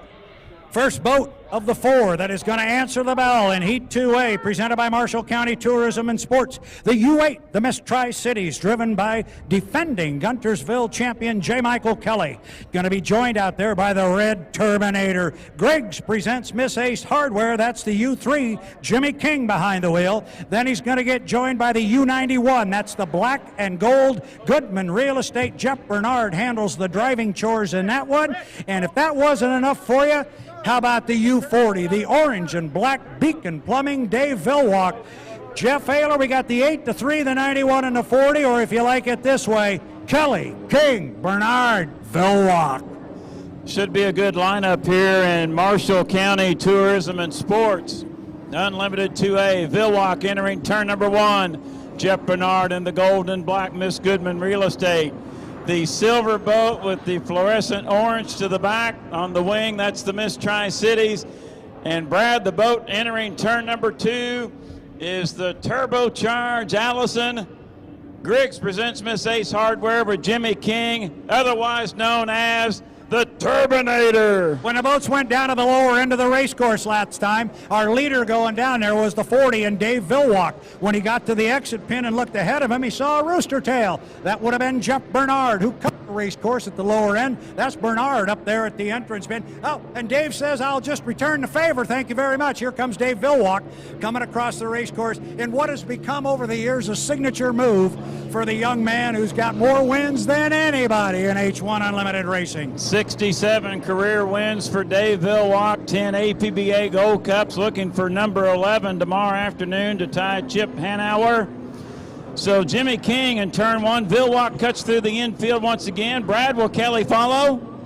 He's going to go all the way down. J. Mike is going to go all the way down to the lower end of the race course. Looks like Bernard is going to cut the course. He's going to go front to back, head over to the backside. So now the last boat going up the backstretch there is J. Michael Kelly. First up the backstretch is Beacon Plumbing. That is Dave Vilwalk. Behind him, the Turbinator. The Griggs presents Miss Ace Hardware. And this is vintage Vilwalk. That is 3 times in a row he has cut the race course.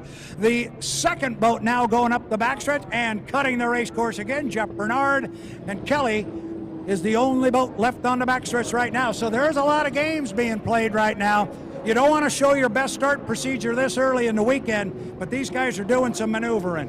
2:20 until the start, 2:20. Vilwalk elected to go down into turn number 1. Now Bernard cuts through the infield, turn number 1 of the smaller course. Here's the Turbinator. Jimmy King right here in front of us, about 500 feet to the start-finish line buoy, and behind him is J. Michael Kelly. Brad, 2 minutes. This 5-minute warm-up period seems like it's taken forever. There are still games to decide and lanes to decide. Yeah, there's lanes to decide. Look at J. Michael Kelly. He's turning hard left, hard right, hard left, hard right. He's trying to scruff off time. He wants to go all the way down to the bottom end of the race course. That's what he's going to do. And we're looking at a clock. Oh, he's early, Jeff. He is early, 1:40 until the start. Now, here comes the rest of the crew behind him. Dave comes smoking down here. Dave's going to go down there behind Kelly. Kelly, remember, has got to stay over 80 miles an hour. He's going to go way wide down there. Now, as you said, keep an eye on Jeff Bernard. Jeff, is it possible he cuts the race course here? It's going to be tight. I don't know. He's not. He's going to go all the way. King might cut the course here. He might be in pretty good position to do it, but he's not going to. He, too, is going to go all the way down. Think it's going to be an erratic start, Brad. We'll see how this gamesmanship plays out. Kelly, no doubt, early. Yeah, Kelly's very early. Still got 52 seconds, and he's already past the halfway mark of the backstretch.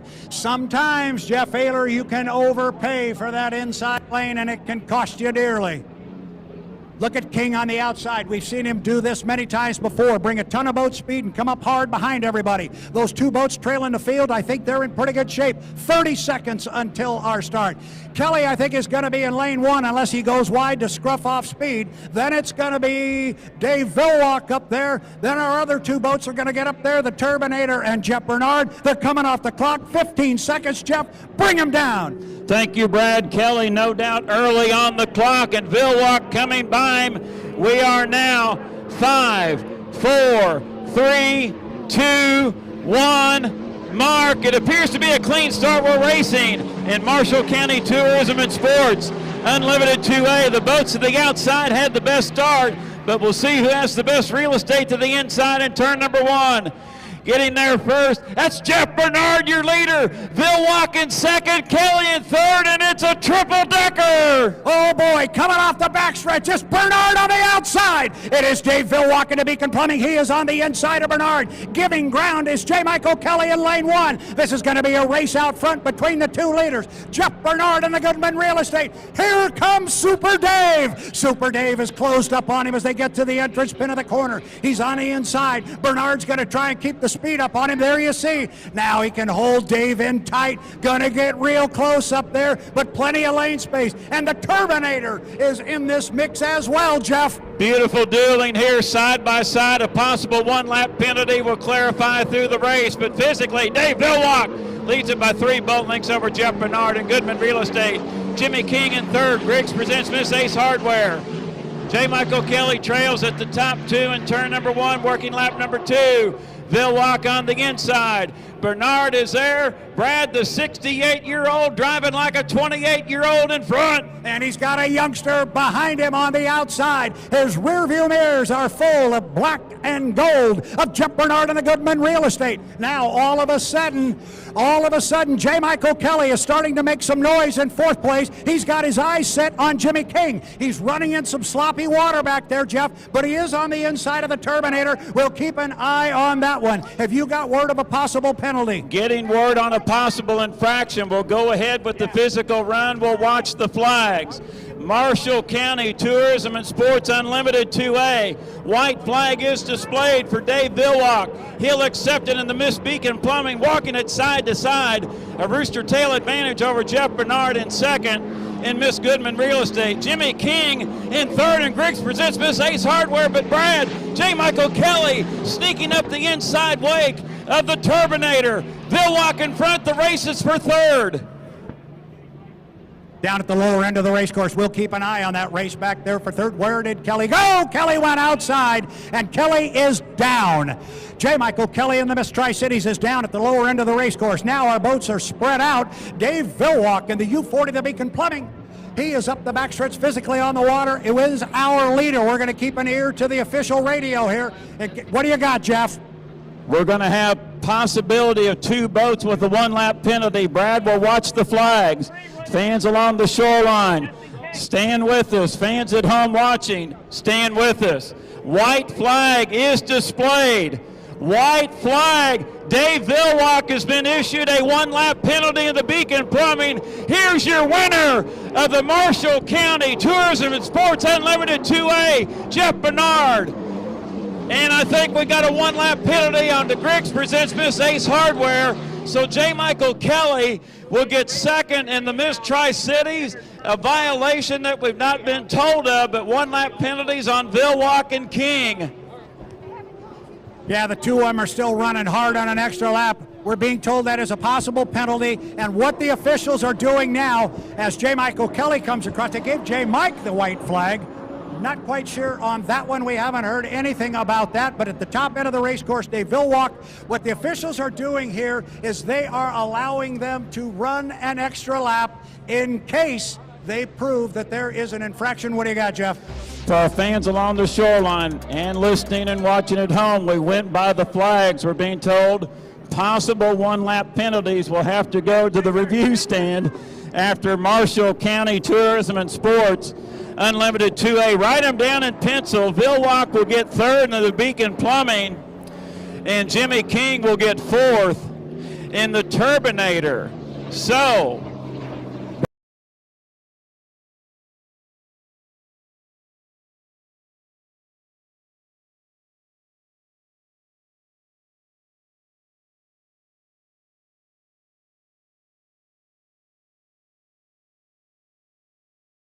Street, driven by Jimmy Shane. And as I say all of that, the Miss Colleen with Jamie Nielsen is away from the dock. I think we're going to get all our boats to answer the bell. 5 minutes and 15 seconds to our start. Normally, at a race venue, Jeff Baylor, we don't allow the boats to come out on the water until the 5-minute mark. And that's not you and me don't allow them out, but the officials don't allow the boats on the water until the 5-minute mark. They let them come out at the 6-minute mark just because the pit area is so far across the lake. Unique setup with that pit area about 1 3/4 mile away from the start-finish line here, as some of our boats are well, actually all 3 have left the pit dock. We are coming up on 4 minutes and 40 seconds until the start. Brad Luce, let's ID the participants coming up here in Marshall County Tourism and Sports Unlimited 2B. Let's start with the U11, the Miss Colleen, boat owned by Scott and Shannon Rainey out of Cle-Elum, Washington. That's in the central part of the state. It is driven by Jamie Nielsen. Joining him out on the race course for this particular heat will be the boat owned by the city of Madison, Indiana. It is the U1, the Miss Home Street. Jimmy Shane will handle the driving duties. He's had a good weekend so far, picked up 400 points in his first heat. And right behind him is the U9, the Lynx Healthcare, driven by Corey Peabody.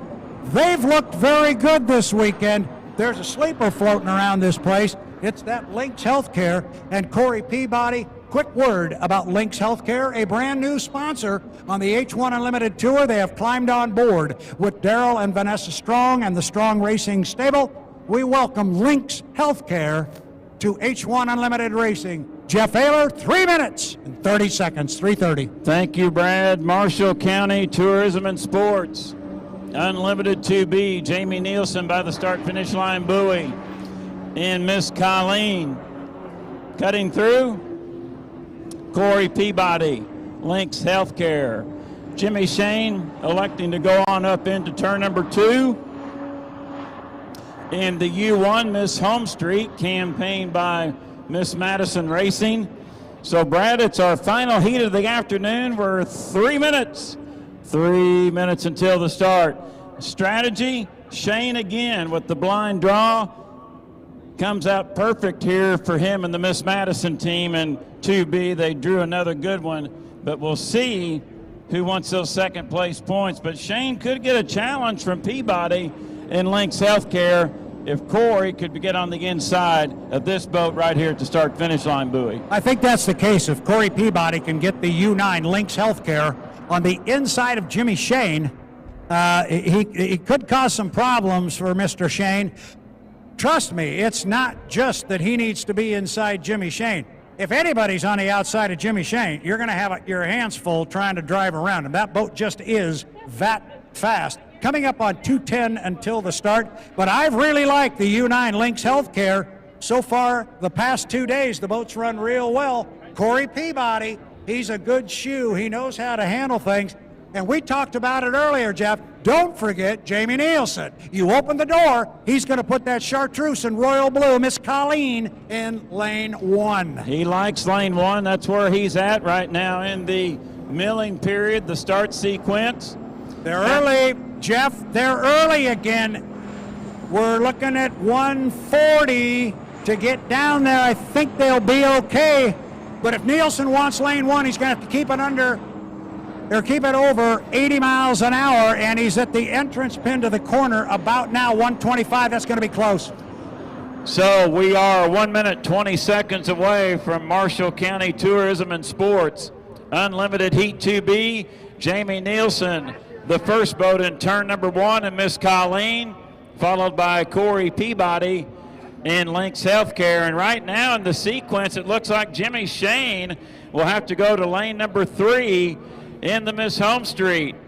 The 1 minute gun has come and gone, 55 seconds away. Brad Luce set these lanes and need to be established prior to the entrance pin of turn 2. Yeah, and the way they're going up the backstretch right now, Jamie Nielsen, we said if he had the opportunity, he's not afraid and not shy to stick that chartreuse and royal blue Miss Colleen in that inside lane. That's where he is. Then following up behind him is Corey Peabody driving the Lynx Healthcare, the U9. Watch for Jimmy Shane to light up the home street and come wide with just a whole bunch of boat speed. looking at the watch. We've still got 22 seconds to kill. Jamie Nielsen is just about to the exit pin. He's going to stay on that inside lane. We're inside 15 seconds. Jeff, bring him down. By the timing marks, this looks good coming to the line. We are 5, 4, 3, 2, 1. Mark. We're racing at Marshall County Tourism and Sports Unlimited Heat 2B. Jamie Nielsen was there first in the Miss Colleen. 3 unlimited hydroplanes in the turn. The start is under review. It will involve the 11. Jamie Nielsen, your leader off the corner, but Brad Peabody and Shane is hidden. Boy, Peabody and Shane are on the outside. There goes Jimmy Shane on the outside. You on the home straight. Look at the powder blue rocket. And look at Corey Peabody. Corey Peabody also gets past Jamie Nielsen. Now, Corey Peabody is on the inside of Jimmy Shane. That may be our boat race. Top end of the race course, Shane. Got to leave 2 lanes open in there. I'm sure he'll drive him clean. This is where Peabody can make up some ground. Look how wide Jimmy Shane drove him. Staying very, very clean. Jeff, come down to boat 1 in the book. Beautiful sight. Turn number 2 on lap number 1. Shane is powered on the outside. 1 complete, 2 to go. Shane leads it in Miss Home Street. Make it a 3/4 rooster tail advantage over Corey Peabody in the Lynx Healthcare. Jamie Nielsen in 3rd in the Miss Colleen. We're getting word once again in this heat of a possible 1-lap penalty on a participant. Shane comfortably in front. He is comfortably in front, but Corey Peabody in the Lynx Healthcare does not want to go. The 11 has jumped the gun. He has also dropped down. He at the lower end of the race course. The 11's out of it. Corey Peabody now looking at a tall order, even though he is on the inside of Jimmy Shane. I don't know that he's going to be able to run him down. Shane is sending a message up and down pit road, Jeff Ayler. I can put this thing on the outside, and you still can't beat me. Jamie Nielsen has relit the Miss Colleen, running in 3rd. Jimmy Shane looking sharp in Marshall County Tourism and Sports Unlimited 2B. White flag displayed. 2 in the books and 1 more to go for Shane. Now making a tail and a half in front. And now Corey Peabody. Will he go to the outside wake of Shane? I believe he is. Nielsen remains in 3rd. Final time around for your top 2. Home Street, blue and white in front. That's Jimmy Shane. Jimmy Shane comes off the lower corner, got about 3/4 of a lap to go, and he will pick up another checkered flag, his 2nd one on the day. If I can quote my good friend Jeff Ayler, I think shouting's over in this one. I think Corey Peabody in the Lynx Healthcare will let Jimmy Shane in the Home Street go. Miss Colleen picks up the white flag. They've got 1 more to go. Top end of the race course, suddenly it's a 2 rooster tail lead. Jimmy Shane, watch this. He's going to stay wide. He's going to find lots of clean water. Goes out to about lane number 11. He was way out there on this one. Give it up for Jimmy Shane. Checkered flag is waving. Here's your winner of Marshall County Tourism and Sports Unlimited 2B, Jimmy Shane in Miss Home Street. 2nd place will go to Corey Peabody in the U9 Lynx Healthcare. And Brad, I believe we got another lap and a half to go for Jamie Nielsen in the 3rd spot in the U11 Miss Colleen. You got a little bit more clarification on the penalty coming up on the U11 Miss Colleen, but these are important points for the 11. They want to score and get those 225 points and see how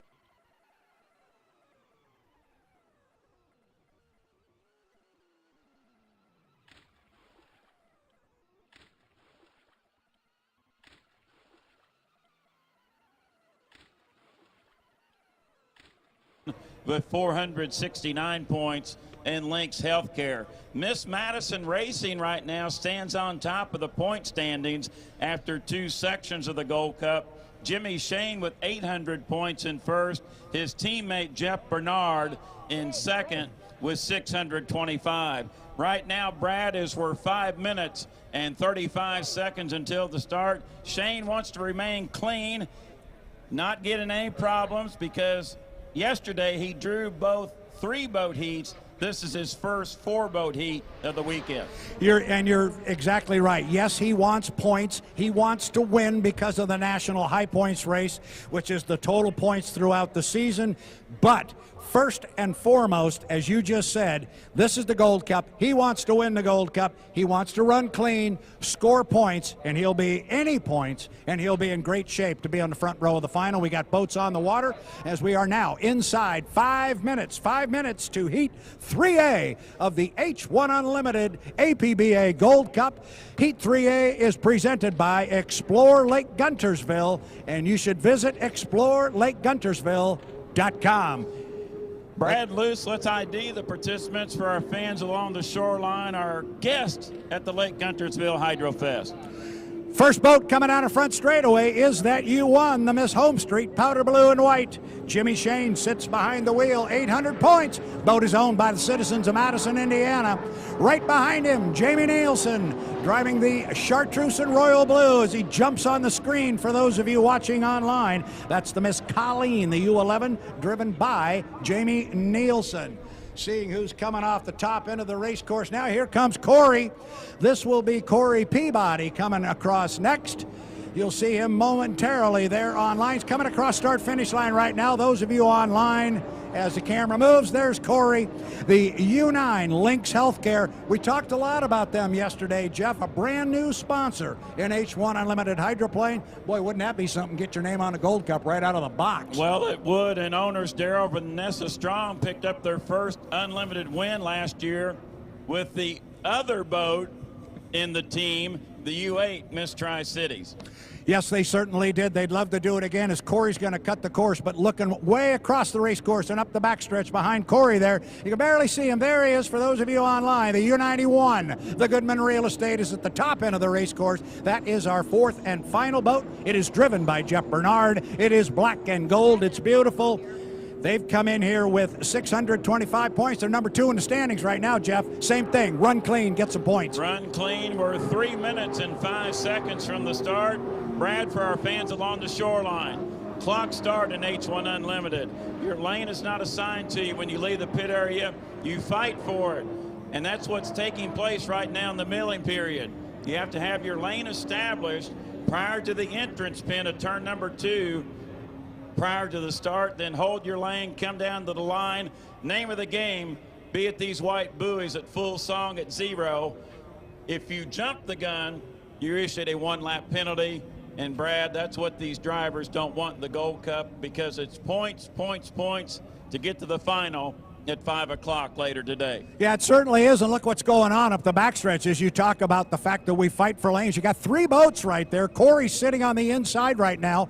That's Corey Peabody in the Lynx Healthcare, sitting just inside Jimmy Shane in the Home Street. Then on the outside there is the Miss Colleen with Jamie Nielsen. Jeff Bernard follows. Watch Jeff. I'm just going to say, watch Jeff, see if he doesn't cut. And here he comes right on cue. Jeff Bernard in the 91's going to come across and jump in front of those 3. And now the timing's going to get interesting, because this may very well be the way they're going to go all the way down to the lower end. Our lanes may be getting determined right about now, Jeff. And each boat has to stay above 80 miles per hour in the warm-up period. That is monitored by GPS for H1 Unlimited. And Brad, the 4-boat field making their way to turn number 1. Bernard leads them down, followed by Peabody, with Nielsen and Shane trailing back. Bernard is there first, and right now, Brad, Bernard has the 91 Goodman Real Estate parked on the buoy row, but still lots to decide. We now are 1 minute and 10 seconds until the start.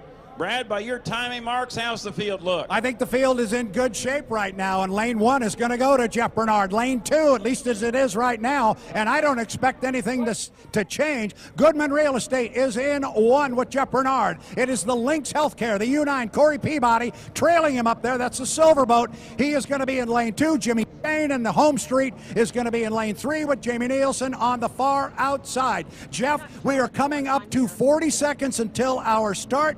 Take them through the top end of the race course. We'll bring them down. And now is when that start is absolutely critical. They want to be on the line when that clock strikes 0. We were watching yesterday maybe a 15, 16, maybe even a 17-second run off that exit pin. We're at 22, and they're approaching. They are. Watch on the outside. No, that's Nielsen there. Watch Jimmy Shane from lane 3 with a hole shot, Jeff. Bernard is early by our timing marks, 10 seconds away. Explore Lake Guntersville, Heat 3A coming up in 5, 4, 3, 2, 1. Mark, we're racing. Explore Lake Guntersville, Heat 3A. Bernard hit the throttle right there at the last second. Leads the field down into turn number 1 and lane number 1. Bernard there first. Shane is actually second in lane number 3. Bernard in front. We got a deck-to-deck battle for second between Peabody and Shane.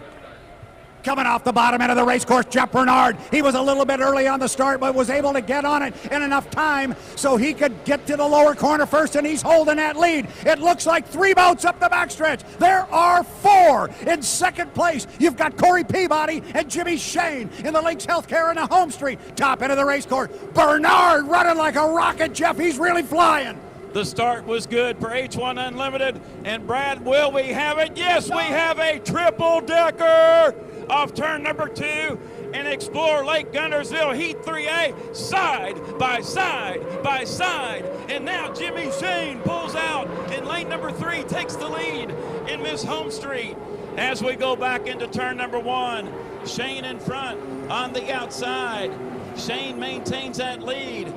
Now Lynx Healthcare in second with Corey Peabody, Bernard in third. Brad off the corner. Shane Powers in front. Shane's out by about 3 boat lengths. It is Jeff Bernard has dropped back behind the 2 leaders. Now Corey gonna try and run down Jimmy Shane on the inside in that silver Lynx Healthcare. This happened yesterday, and Corey was unable to get him. Remember, we said Corey Peabody needs points. He'd love to have 400. 300 will do him just fine, but he also wants to let Jimmy Shane know, I can run you down on the inside. Top end of the race course. Jimmy driving him really clean, Jeff. Boy, beautiful turn by Corey Peabody on the inside. Exciting. Explore Lake Guntersville Unlimited 3A.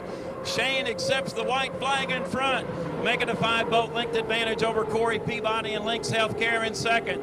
The race is for first in Unlimited 3A. Your top 2 in turn number 1. Now Shane extends it out, make it 7 boat lengths, but Brad Peabody still driving strong on the pins. He really would like to sniff those 400 points and run down Jimmy Shane. I don't know if he's going to be able to get him. He's sitting back by about a rooster tail. Jimmy Shane driving the U1, the Miss Home Street, got a rooster tail on Corey. He's been driving him really clean. And Jeff, you know what we mean by that. When he comes off the top end of the race course, he needs to leave a lane for Corey Peabody up there. He's been giving him plenty of room. A great day to begin the APBA Gold Cup at Lake Guntersville. Final turn, final lap for the top 2. Jimmy Shane extending it out. 3A sponsored by Explore Lake Guntersville. ExploreLakeGuntersville.com. Checkered flag waving. Your winner of 3A, Jimmy Shane and Miss Home Street. Second place will go to Corey Peabody in the Lynx Healthcare. Jeff Bernard had the best start of all in lane number 1, but fell back to 3rd spot. Jeff Bernard 3rd place in the 91 Goodman Real Estate. We don't want to forget about Jamie Nielsen. Jamie exiting turn number 2. He will come down to get the checkered flag. And Brad, I think there might be some damage on the 11. No, it's just the way the sun is shining on the forks of the boat. 4th place to Jamie Nielsen in the Miss Colleen. I believe the word is wow. That run down to complete lap number 1 when the 3 of them fanned out, that was some kind of boat race. And I know you heard the fans down here. They were hooting and hollering. That was just doggone good boat racing. Jeff, why don't you run down our unofficial finish of Unlimited 3A presented by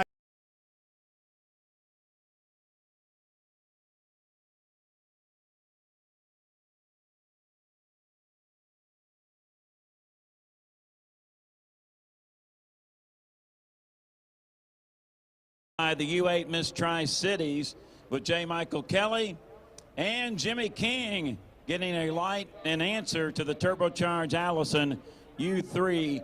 Griggs presents Miss Ace Hardware. 3 laps in this Explore Lake Guntersville Unlimited Heat 3B. Clock start. It is fight for lanes in H1 Unlimited. Brad, that's what makes H1 Unlimited hydroplane racing exciting. These drivers out here right now, when they left, have no idea what lane they'll be in right now. That's what we call the race before the race. ID our boats in this heat. Yeah, first thing I want everybody to watch right now, I may be wrong on this one, but that is J. Michael Kelly on the outside. See if Mike doesn't really wind it up here. He did not have what looked like a good boat ride earlier today. I think he wants to find out right now. Boat ride looks pretty good. He just pulled his foot and he let Dave go by. Jeff, he came out of the pit area rocking and rolling and went around Dave at the top end, put his foot in it, and I just had the hunch he was going to give it a hard squirt down the front straightaway and see what the boat ride looked like. The only other piece I want to mention about all that is, for the first time this weekend, we actually have a little bit of a chop out here. We've got a little bit of a breeze coming across. This is going to be, and the water is by no means rough, but this is the roughest water that we have seen all weekend. It's the first time it hasn't laid down like a mill pond. It is, Brad, but very manageable. Oh, yes. Coming up here for 3B, we are 3:30 away, and here's the Turbinator. Turbocharged Allison. Brad, as the day went on yesterday, these fans in Guntersville, they like the Turbinator. They do like the Turbinator, and there he is, Jimmy King behind the wheel. Now, what's going on behind Mr. King right now is very interesting. We mentioned that J. Michael Kelly is number 5 in points. The top 5 boats in points get the run on the front row. Kelly is sitting on the bubble, and he's got a tough draw here. He is shadowing Dave Villwalk. Dave Villwalk up the backstretch tried to leave him and lose him and cut the course. Mike went right with him. Keep an eye on those two boats. Now Mike has kind of let him go, him being Dave Villwalk in the bright orange Beacon Plumbing, as Villwalk goes past Jimmy King in the piston-powered boat. Watch the top end of the course, Jeff Ayler. Let's see if anybody wants to come across. We are at 2:35. Brad, your thoughts? I think the Turbinator, Jimmy King right now, 600 points in the 3rd position right now in the point totals. I think they'll go the outside, remain clean, be safe. I think right now J. Michael Kelly would love to get lane number 1 to put Villwalk on his outside hip and have that positioning on the buoy row. That's kind of how I see this milling period taking place. Yeah, I think you're right.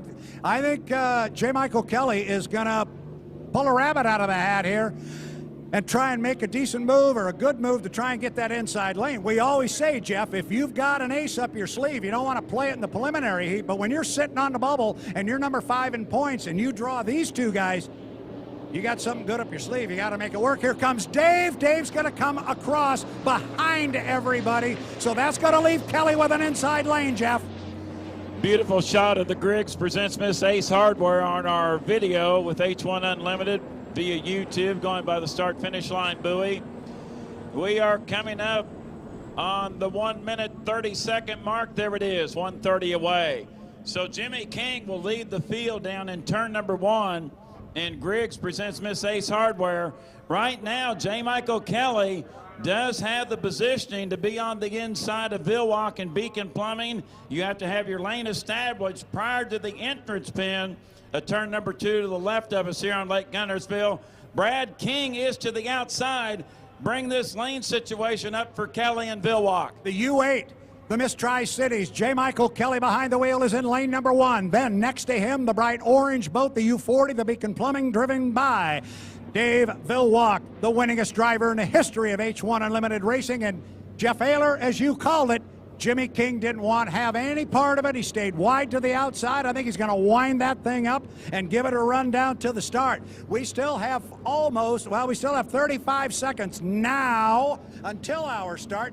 The 3 boats are approaching the entrance pin to the buoy. They're a little bit early, but they're going to be just fine. They're going to be able to get a good run at the start. This might be real good. Coming up on 23, 2, 1. 20 seconds. Jeff, let's start. Heat 3B, presented by Explore Lake Guntersville. I like the sequence. You need to be there at 15 seconds off the exit pin. Everyone was. The rooster tail rises.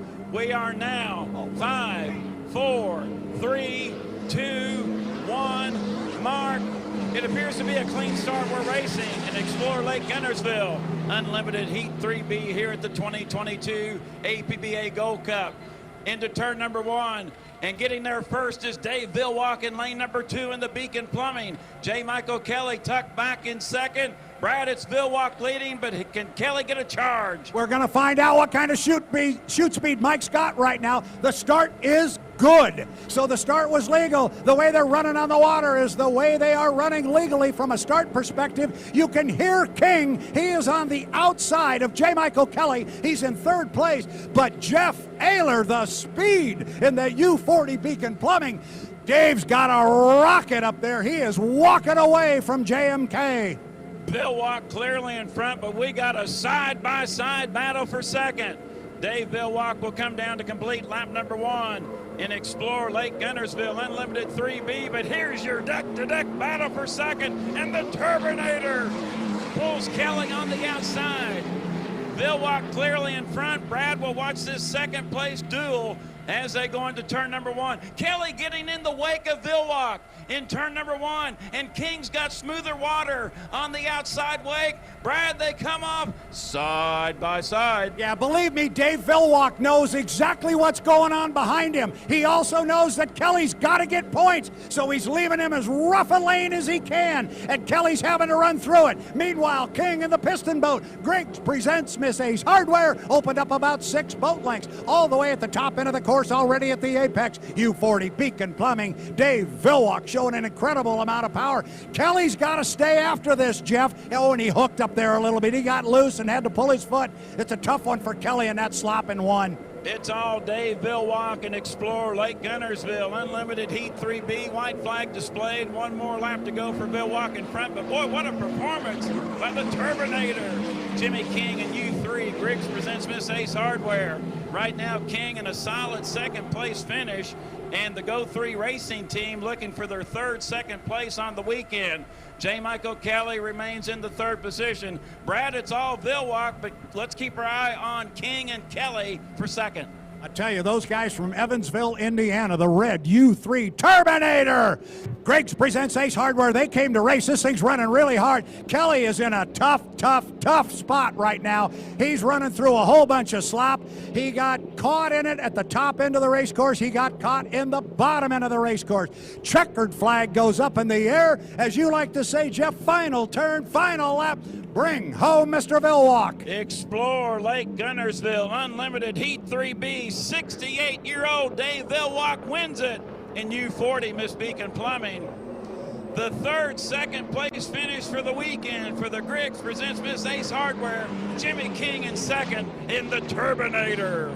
3rd place will go to J. Michael Kelly in the U8 Miss Tri-Cities. So unofficially, Dave Vilwalk your winner in Beacon Plumbing. Jimmy King 2nd. Griggs presents Miss Ace Hardware. J. Michael Kelly 3rd in Miss Tri-Cities. Brad Vilwalk's got some power. He's got a great boat ride, but this Turbinator, 5 o'clock.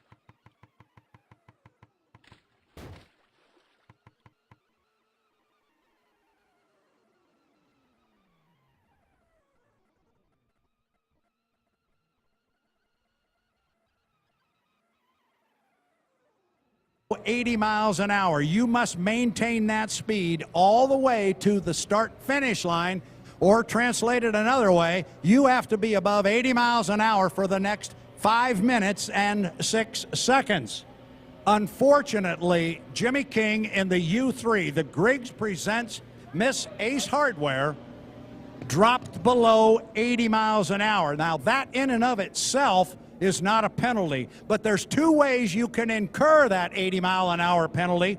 One is to drop below 80 miles an hour for a time period greater than 5 seconds, or you can drop below 80 miles an hour for more than 3 seconds twice. It was one of those. We believe it was a double violation for a 3-second violation, but it really doesn't make any difference. But the key to the whole thing, Jeff, is that does not grant them a penalty in any way as far as an extra lap or a minute on their time. It's a DSQ. So that takes away all the points, and unfortunately, it has put the 3 in a real tough spot as far as making a final. No doubt a severe infraction, and they drew the 4-boat heat, so they need to score well, get some points, might actually need some help. You don't like to wish your competitors bad luck, but that is part of the racing game in H1 Unlimited Hydroplane Racing. Brad Luce, we are coming up on 3 minutes and 45 seconds until the start. Please ID our participants in Guntersville Waterboard 4A for our guests, fans along the shoreline, and those watching at home via H1 Unlimited through YouTube. I will do that, definitely, Jeff, but we've had a lot of fans come up and ask us about speeds on the heats here this weekend. Couple quick numbers. In Heat 3A for H1 Unlimited, Corey Peabody in the Lynx Healthcare, the fastest lap he turned was lap number 2, 1:59.292. He was 0.2 of a mile an hour off a course and Gold Cup record. In Heat 3B, the fast lap was turned by Dave Ilwalk in the U40 Beacon Plumbing. It was lap 1 at 155 miles an hour. So that gives you an idea. I heard the Turbinator go by. We'll look at Corey Peabody there, Lynx Healthcare, as he goes down the front straightaway. He's going to cut the race course and head over to the backside. On the backside over there is the U40. That is the Beacon Plumbing.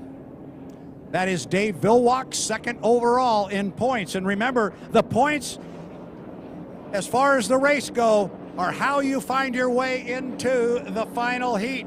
The top 5 boats will be on the front row. Jeff Bernard in the U91. The Miss Goodman Real Estate comes across start finish. Here comes Dave again. I hear the piston power, Jeff. He's up at the top end of the course. I ran some numbers. Let's just say it's a tall order. Jimmy's got to pretty much win this heat. Exactly, Brad. Right now, Vilwalk and Bernard second and third in points respectively. I think they want to try to remain clean, keep their boat out of trouble. I think Corey Peabody would like a higher finish to get a little bit more safe position in that 5th spot right now in points. And there's that 3,000 horsepower turbocharged Allison. Griggs presents Miss Ace Hardware. We are 1 minute, 50 seconds until Guntersville Waterboard Unlimited 4A. Watch Dave. Dave's going to come. Watch Bernard. I think he'll come with him. The question's going to be if Jeff will turn inside him, and he will not. Jeff's going to stay outside of him. Where's Corey?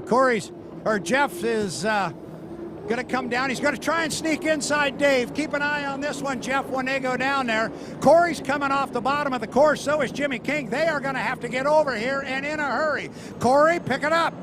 Or Corey may cut the course again, but he's got to cut it up here at the top end. We've not seen Jimmy King be this aggressive, Brad, in the milling period up until this section. So Bernard just cut to the inside, but I was mentioning the Turbinator. I think they'd like to get the inside, but right now, Brad, at 55 seconds, it looks like King might have to go to the outside.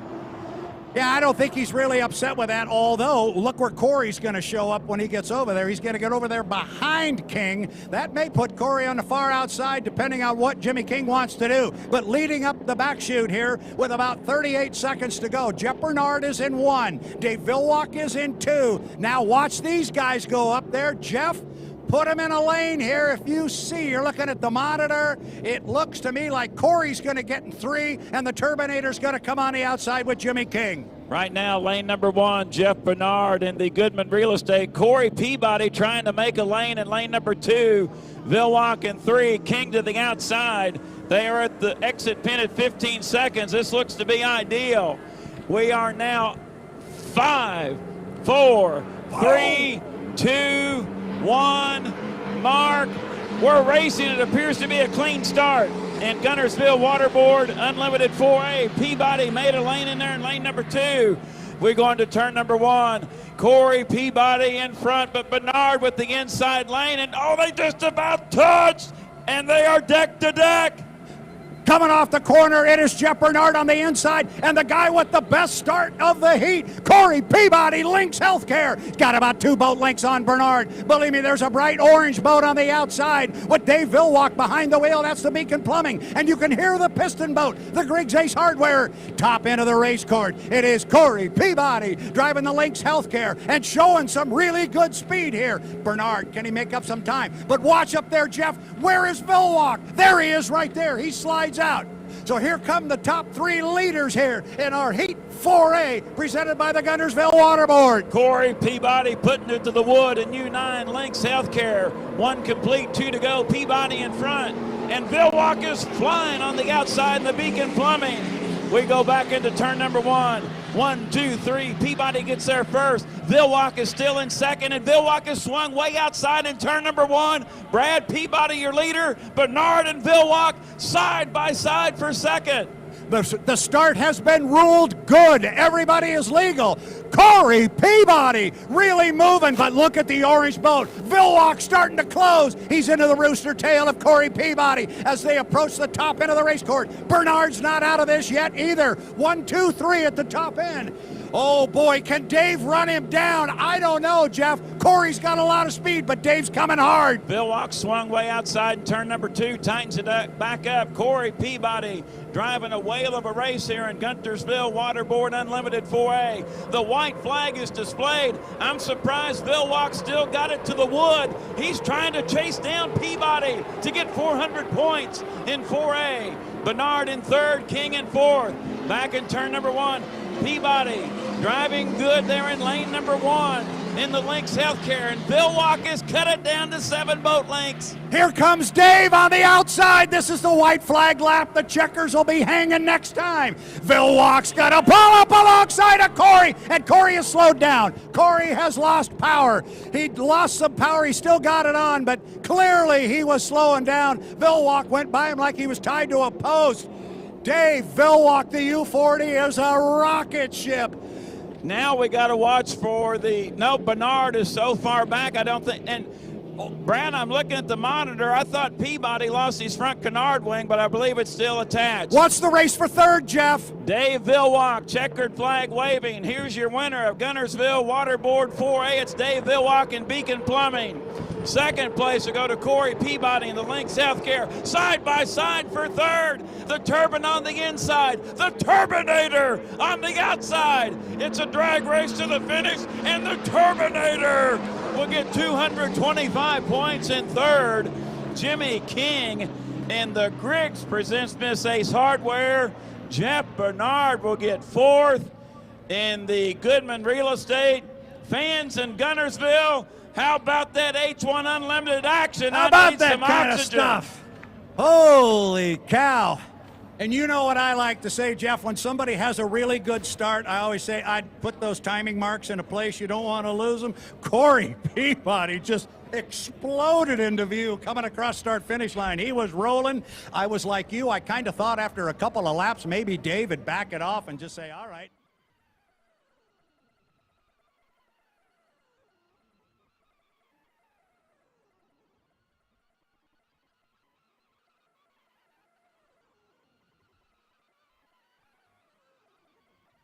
At least at the start. It was close. It was close. Translation, they were some really good starts, all 4 of them. It was one of those throw the blanket across them. Could have had them. But we're going to go at it and do it again. We got 3 boats set to come here in Heat 4B. 4B presented by Guntersville Waterboard. I see the U11 of Miss Colleen coming across the lake. Jamie Nielsen behind the wheel of this one. He's going to be joined by the U8, the Miss Tri-Cities. J. Michael Kelly will pilot that silver boat trimmed in bright orange. And a man nobody's been able to conquer yet. The U1, Miss Home Street, Jimmy Shane, got 1,200 points. That's about as many as you can get. The Miss Madison Racing, Miss Home Street, has looked flawless throughout the weekend. Had some test speeds on Friday and Saturday in the lower 160 mile per hour bracket several times, as we're 4 minutes 45 seconds away until the start of Guntersville Waterboard Unlimited Heat 4B. Brad Luce, let's ID the boats as they come by the start-finish line buoy the first time for our guests, the race fans here at Guntersville. First boat coming across the start-finish line. U11, Miss Colleen, Jamie Nielsen. He comes across. He is in 6th place in points. He has 619 points. Behind him, coming across the line right now, J. Michael Kelly. J. Michael Kelly is 4th in points with 825. He drives that U8, the Miss Tri-Cities. Great big letters on the side of that silver craft says the Tri. And that's what we call it out there in the Tri-Cities of Washington, the Tri. And there's a little slogan out there. I'm sure you've seen it, heard it. It's everywhere when you go out there. Love the Tri. Love the Tri. I've got T-shirts, hats, we've got it all. And let me look at this boat, see if we can ID this one on the front straightaway. Powder blue and white. the boat you own, what you said, the little square millimeter or something. But it gets smaller and smaller and smaller. The U1 to Miss Home Street. Jimmy Shane as Jamie Nielsen cuts the race course. He'll come over to the front side. Still 3 minutes and 25 seconds until the start. Here comes J. Michael. He too will cut the race course. 3 minutes, 20 seconds until the start. Once again, you fight for your lane in the H1 Unlimited Hydroplane Series. This is the milling period. 3-lap heat coming up. And Brad, right now, I don't think we'll see quite as much fierce excitement in this one as we did in the last one, but we want to keep our eye out on the U8 Miss Tri-Cities. You're defending Southern Cup champion. It's been a struggle here in Guntersville. Let's see how the 8 runs here in 4B and see if they have the problem solved to gain more boat speed and better boat ride. Yeah, I think you're right. I don't think we'll see what we saw in the previous heat. However, I expect J. Michael Kelly, at least for one lap, to stretch this thing out. I think they got to figure out what they've got. And they haven't been able to solve the little issues they've been having. I look for Mike to pop this thing at the start and really give it a run. I think also he'd like to run with Jimmy at least once down the front chute and just kind of measure himself a little bit. Somebody's got to solve that blue and white bomb right there. Beautiful boat ride here in the warm-up period for Jimmy Shane and Miss Home Street. The native of Havre de Grace, Maryland, now resides in San Antonio, Texas. Jimmy, 5 APBA Gold Cup wins, tied with the legendary Gar Wood. Gar Wood won his Gold Cups 5 consecutive years from 1917 to 1921. Brad Shane looking for a 6th to go on that list, 4th all-time behind Chip Hanauer, Dave Vilwalk, and Bill Muncie. But Dave Vilwalk wants to win the Gold Cup to tie his buddy, Hanauer. Yeah, he really does. And as you were talking, you didn't think Jimmy would do anything too extravagant. He's just put himself on the outside. He's not even going to mess with trying to get an inside lane. I think that's going to belong to Kelly unless Nielsen wants to stick his nose in there. I think Kelly wants to run this hard at the start and measure himself at least one straightaway, one lap, at least a little bit against that Home Street, because if he's going to pull off a Gold Cup win, he's going to have to beat him. There might be a deflector for J. Michael Kelly to get lane number 1. It's Jamie Nielsen, Miss Colleen. He leads him up the back chute. And he loves to get lane 1, and he has never been shy about putting his nose in there. Boat ran real good in Tri-Cities last year. Final heat, lane 1 belonged to Jamie Nielsen. So looking at our clock, coming up on 45 seconds in mark. 45 seconds until the start. Nielsen 3/4 of the way up the backstretch with 40 seconds. Then behind him quite a ways to J. Michael Kelly. Boy, watch Jimmy wind up that blue one. He's going to come a-charging. Now here comes Jimmy now. He's starting to get the pedal down. Jeff, we are coming up on 20 seconds until the start. It's Heat 4B presented by Guntersville Waterboard.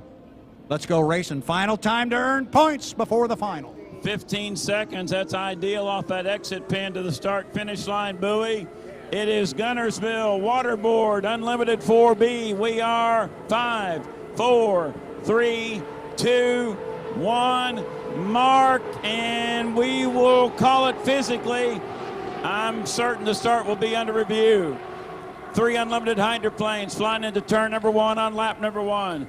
Jamie Nielsen gets there first, Brad, and Miss Colleen, but Jimmy Shane is there on the outside. Surprised we've not seen him yet. No, we haven't seen him yet. He's back about 4 boat lengths. Scott Rainey, that Miss Colleen is running hard down the backstretch. J. Michael Kelly is giving ground to both of them. Where is Jimmy Shane? Jeff, he's back about 3 boat lengths, but that inside position paying big dividends for Jamie Nielsen in the U11 of Miss Colleen. You're going to see Jimmy Shane when they get to the exit pin. Where is he? There he is. Plenty of room there for both boats. Kelly falls back in the Miss Tri-Cities. Bring him to lap 1, Jeff. Beautiful side-by-side dueling. Nielsen to the inside, Shane to the outside. We will come down to complete lap number 1, and it is a heater after lap number 1. But Shane gaining momentum on the outside in Miss Home Street. Nielsen will drop back to second and Miss Colleen. But no, Nielsen has popped his nose back out in front. Jamie Nielsen driving a whale of a race on the inside. Shane in second. The start is under review, and if it is, I think it's going to involve Jamie Nielsen, but we call them the way they are in the water. There's the powder blue of Jimmy Shane. There is a potential penalty on one of the boats. We'll assume it happened at the start. We'll call them as they are in the water. That's what we do until it's official. Jimmy Shane, once again, rocking and rolling at the top end of the race course. He's been driving everybody so clean. Watch how much room he gives Nielsen. There's 3 lanes in there, maybe 4. So plenty of room. Jimmy's got it wound up. He will come down. White flag, Jeff, give it to him. White flag displayed. Now Jimmy Shane extends it out, make it 7 boat lengths. 1 more lap to go, and Guntersville Waterboard Unlimited 4B, and now Nielsen back about 1 rooster tail in second in the Miss Colleen, and J. Michael Kelly remains in third in Miss Tri-Cities. But Jamie Nielsen, Brad, is not giving up. Shane has got some competition on the inside. They are side by side. Yeah, Nielsen does not want to go away, and Jimmy gave it a squirt coming down the front straightaway, and he kind of moved out on Jamie, and Jamie said, I'm not going away. Keeping that left side rear view mirror full of chartreuse and royal blue. Miss Colleen, keep an eye on Mr. Kelly. Kelly is coming hard on the outside in third. Jeff, I'm going to give this to you now, but watch Kelly off the top end. No doubt, Brad. Keep your eye on Kelly. Could he sneak up on Nielsen to get the second spot? We see the checkered flag waving. We're about to conclude Guntersville Waterboard Unlimited 4B. Your winner is Jimmy Shane. Here comes Kelly. Time is running out. Second place will go to Jamie Nielsen by 3 boat lengths over J. Michael Kelly in the Miss Tri-Cities. So Jimmy Shane wins Guntersville Waterboard Unlimited 4B. Nielsen, though, Brad, seems to be on charge a little bit more. I think the possible 1 lap infraction could be on this craft. Yeah, I'm going to assume that they're asking him to take an extra lap while they review that start just in case, because that's what the penalty would be. We have heard of a potential 1 lap penalty, and the reason they do that, and I like when that rule got changed, because if you charge him the 1 lap penalty, he actually has to go out and finish that 4th lap. Is that official? We have.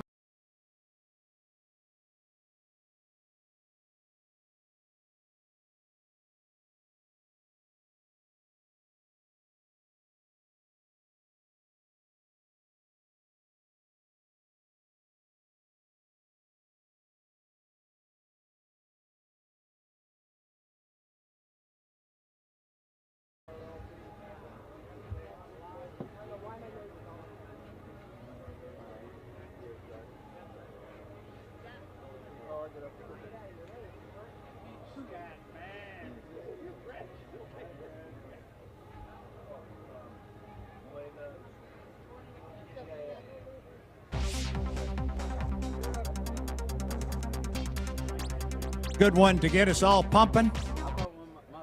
Jeff Ayler, we're inside 10 minutes to the start of the APBA Gold Cup, the 112th running. I just walked by my wife down there, and she says, "You okay?" I said, "No." Said, "I'm nervous as heck. I got hair standing up on the back of my neck." And we're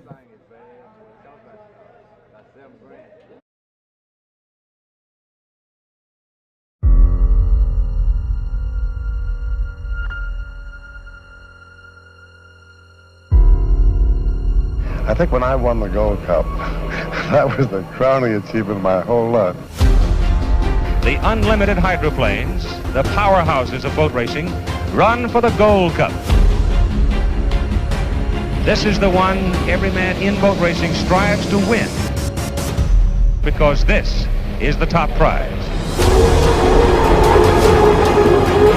Muncie came out of nowhere to take the lead. And Talent almost completely off the water.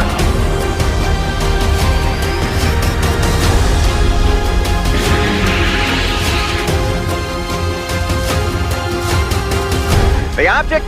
A small Tiffany Gold Cup that represents the pinnacle of achievement for the hydroplane racer.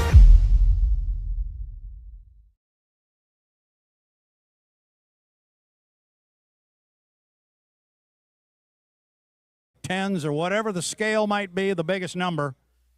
That's what they're going to get from me. I want to come down here and do this again. And Jeff Ayler, I want you to come down and do it again with me, because quite candidly, with all the racing that we had, there was no way I could have done this by myself. Well, thank you, Brad. I've already put my request in, so hopefully the board of directors of the Hydro Fest will have both of us back next year for 2023 for the Southern Cup here at Lake Gunnersville. Brad, an interesting lineup on the front row. 2 entries from Miss Madison Racing. Jimmy Shane perfect on the weekend in Miss Home Street, but you can't count out the second entry driven by Jeff Bernard in the Goodman Real Estate. Reason being, that hull is your defending APBA Gold Cup champion. It's the 3rd winningest hull in the history of the sport. 6 minutes, Mark. 6 minutes until the start. We can start putting boats on the water. This is it. We played the song. We've crowned the other 2 champions. They're hugging and kissing people over here, getting ready for an awards ceremony. I've been watching them over there. We only got one thing left to do. This is it. Let's run down our lineup for the APBA Gold Cup finale. It's presented by Marshall County Tourism and Sports. Jeff, you and I haven't done it this long. They've been running this little thing for 112 years. Let's get it going. Let's get it on. You won Miss Home Street, Jimmy Shane, powder blue. He comes in with 600 points. He's perfect on the weekend. And this is going to feature something that the fans have not seen all weekend. Dave Villwalk and Jimmy Shane. Dave Villwalk driving the U40, the Beacon Plumbing. It is bright orange. It is trimmed in black. The U8, the silver, Miss Tri-Cities with the bright orange trim on the fairings. It is driven by J. Michael Kelly. The other silver boat, it is predominantly silver. It is sponsored by Lynx Healthcare, the brand new sponsor of Corey Peabody and Strong Racing. Rounding out our front row is the 91 that you were talking about, the Goodman Real Estate. It is black and gold, Jeff Bernard out of Kent, Washington. We've got boats coming down the front straightaway. Fans, give it up for your favorite. There is Jimmy Shane. Right behind him is the other Madison boat, the Goodman Real Estate. There goes Dave Villwalk in the predominantly orange boat. Here comes J. Michael Kelly. He will come by in the U8, the Miss Tri-Cities. Got a couple of boats at the top end of the race course. Coming down first is going to be Jamie Nielsen in the Miss Colleen. He is the trailer boat in the heat. He has to start 5 seconds behind the clock, so he'll be trailing the field when they come across the start-finish line. Jeff, we've talked about putting 5 boats on the front row at this course. We were supposed to do it last year, but it didn't happen. We had a penalty, and one of our boats was sent back to the pit area. I think we're going to make it this time. Right now it's guaranteed. 5 on the front row, a trailer, the Miss Colleen. Brad, right now in the start sequence, Jimmy Shane has not been this aggressive so far this weekend in the milling period. He cuts through turn number 1 of the short course, and now Villwalk takes a turn left just past that orange buoy as J. Michael Kelly just cut through the infield in the Tri-Cities. We've talked about the milling period and how the boats have been cutting across the course here and there and everywhere. I think you're going to see a lot more of it in this particular heat. Boats are keying off other boats. This is the trophy all powerboat racers want to win. 5 laps on Lake Guntersville are going to determine our champion. Go, Jeff. 2 minutes and 55 seconds until the start. Let's watch Shane again. Yes, Shane is using Villwalk tactics in the milling period, circling the short course. Dave will cut in behind him. In front of Shane is Corey Peabody and Lynx Healthcare. Your lane is not assigned to you. That's what is being decided right now in the race before the race, Brad. To position your boat, lane, you establish your lane prior to the start at the entrance pit of turn number 2 right now. We are 2:25 away, still lots to decide. Yeah, watch if nobody cuts the race course, and nobody is Dave going to come? He is. He is going to cut the race course because J. Michael Kelly was going to come off the top of the race course, and if nobody cut, he was going to put himself in lane 1, but Dave just came across, and now he's coming down the front straightaway. What's the time, Jeff? We are coming up on the 2-minute mark. 2 minutes, and Shane is down on power. up in turn number 2. Brad, could that be a penalty? He is completely down on power. You can see the boat. It is nestled dead in the water just outside the exit pin of turn 2. The referees are going to have to take a look at that because and now he's firing it up again. But, oh, there are some rules about that one in the rule book. But we'll go ahead and call it physically. We are now 125 until the start, 125 away. Here's Shane. We saw that boat dead in the water just outside the exit pin of turn number 2. 115 away, 115. Peabody in turn 1. Brad, there is Vilwalk, and right now he is trying to position his boat in lane number 1. We are exactly. He's going to come. 1 minute from the 112th APBA Gold Cup. He's weaving back and forth, Brad, to kill time. That's why you're seeing that wall of water come up. He's trying to kill time. Dave is way early up toward the top end of the race course. Then it's Corey Peabody coming up. Corey Peabody is behind him. Then here comes Shane. Here comes Bernard. And that's J. Michael Kelly with a pretty hot head of steam coming up there behind everybody. And then our trailer boat is Jamie Nielsen and Miss Colleen. The 112th running of the APBA Gold Cup. Here we go. Looking at the clock, we're inside 26 seconds. Oh my goodness, Dave is so early. Look how wide he's going up there to kill time. That's another question. Coming off the top end of the race course, this one looks like it's ragged. There's your 5 boats on the front row. Jeff Ayler, start our Gold Cup. 10 seconds away, the Gold Cup sponsor, Marshall County Tourism and Sports. We're 5, 4, 3, 2, 1. Mark, we're racing in the final heat of the APBA Gold Cup here at Lake Guntersville. 3 of them across the line. Shane, Kelly, and Bernard. We look up above. Jimmy Shane, your leader in Miss Home Street. J. Michael Kelly in second. But Brad Corey Peabody tightening things up in lane 1. Shane in front. Yeah, a whole lot of boats coming off the corner. Good start. Everything is legal. Kelly going dead in the water, turn 1. Kelly is down. Now up the backstretch. It is Jimmy Shane. And he's opening up water on Corey Peabody. He's opening up a lot of water on Corey Peabody. Boy, this is going to be a case of somebody trying to overpay for the inside lane. Bill Watt got up there too late, had to move it all the way to the outside. But the boat that came from lane 2, Jimmy Shane driving to home. Oh, and Corey Peabody had to go through the rooster tail of Jimmy Shane. We will come down to complete lap number 1, Marshall County Tourism and Sports. APBA Gold Cup, your leader, comfortably out in front right now, Jimmy Shane and Miss Home Street. Second place to Corey Peabody and Lynx Healthcare. Jeff Bernard in the 3rd spot in Goodman Real Estate, and Bill Walk is still trying hard, flying in 4th in Beacon Plumbing. We go back into turn number 1. Shane remains in front, and Brad with Kelly dead in the water, that could cause a problem. Keep an eye on Dave Vilwalk. He drove to the inside of Bernard down there. Vilwalk is trying to sneak up on Jeff Bernard. He's on the inside in 4th place. Now halfway up the backstretch, it is all Jimmy Shane. Now tell you what, it's a rough boat ride for Corey Peabody. And here comes Dave. He's coming on the inside of Bernard. He's trying to run him down. He moved over. After he crossed start-finish line, he made a move to the inside. And Dave is not running. Hey, I thought maybe he was dropping down a little bit, but our leader is at the top end of the race course. It is all powder blue and white. It is Jimmy Shane. We will come down to complete lap number 2. Once again, this is a 5-lap final. Jimmy Shane, 2 complete, 3 to go on the 112th APBA Gold Cup. Corey Peabody still charging hard in 2nd position in U9 Lynx Healthcare. Jeff Bernard, oh, and Phil Walk just about dumped it right here in front of us in 4th. He's flying high. Brad Shane's still your leader, but Peabody is not giving up in 2nd. No, Peabody's running very hard. Dave is really loose. The last time down the front straightaway, he went to the inside. It didn't work. He's now on the outside of Bernard, but our race is up front at the lower end of the race course. Peabody closed up on Shane, but now Jimmy has opened it back up.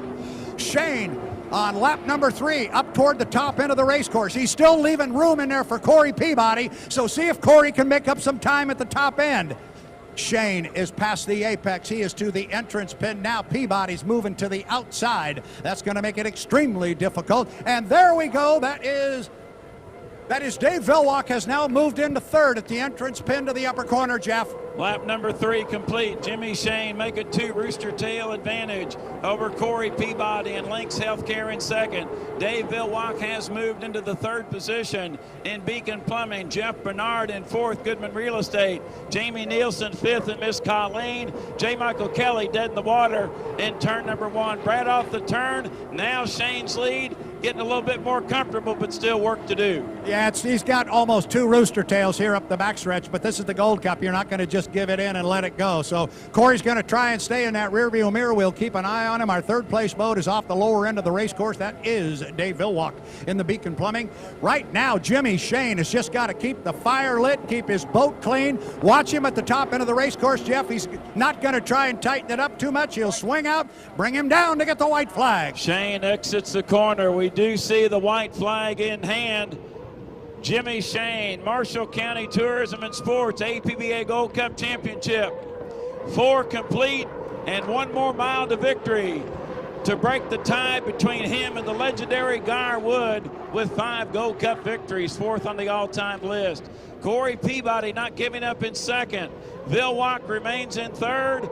Brad off the turn. Shane in front. Time is running out for Corey Peabody. It is time to pick our leader off the lower corner and bring him around to an apparent victory in the 2022 APBA Gold Cup on Lake Guntersville. He's halfway up the backstretch. Corey Peabody still stays about a rooster tail and a half behind him.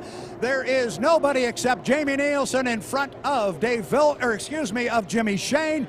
He is at the top end of the race course, and Jeff Ayler, you have done so many times, bring our winner to the Gold Cup line. Final turn, final lap.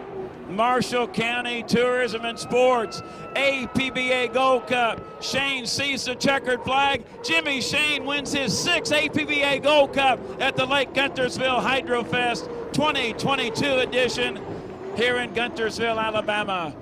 Corey Peabody will get second in the Lynx Healthcare. Third position will go to Dave Vilwalk in Miss Beacon Plumbing. Up in turn number 2, Jeff Bernard in the second Miss Madison entry.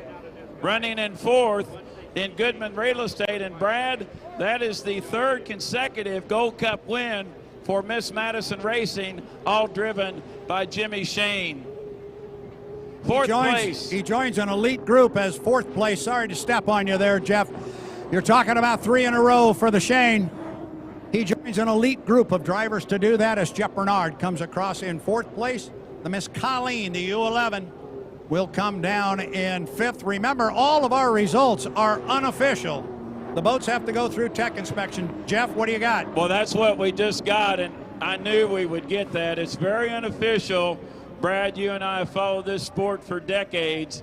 I saw a couple instances in that warm-up period that could be a little suspect, but we'll just wait for official word. But your unofficial winner of the 112th APBA Gold Cup presented by Marshall County Tourism and Sports is Jimmy Shane in Miss Home Street. Tough weekend for the defending Lake Guntersville champion, J. Michael Kelly. They just never seemed to be able to get the boat ride to work with the power, and Mike drove it valiantly into the first turn, but unfortunately that's about where his weekend came to an end. Tough one on him. Remember, everything is unofficial. I want to make one other comment about that final heat. Nobody drove harder than Dave Vilwalk.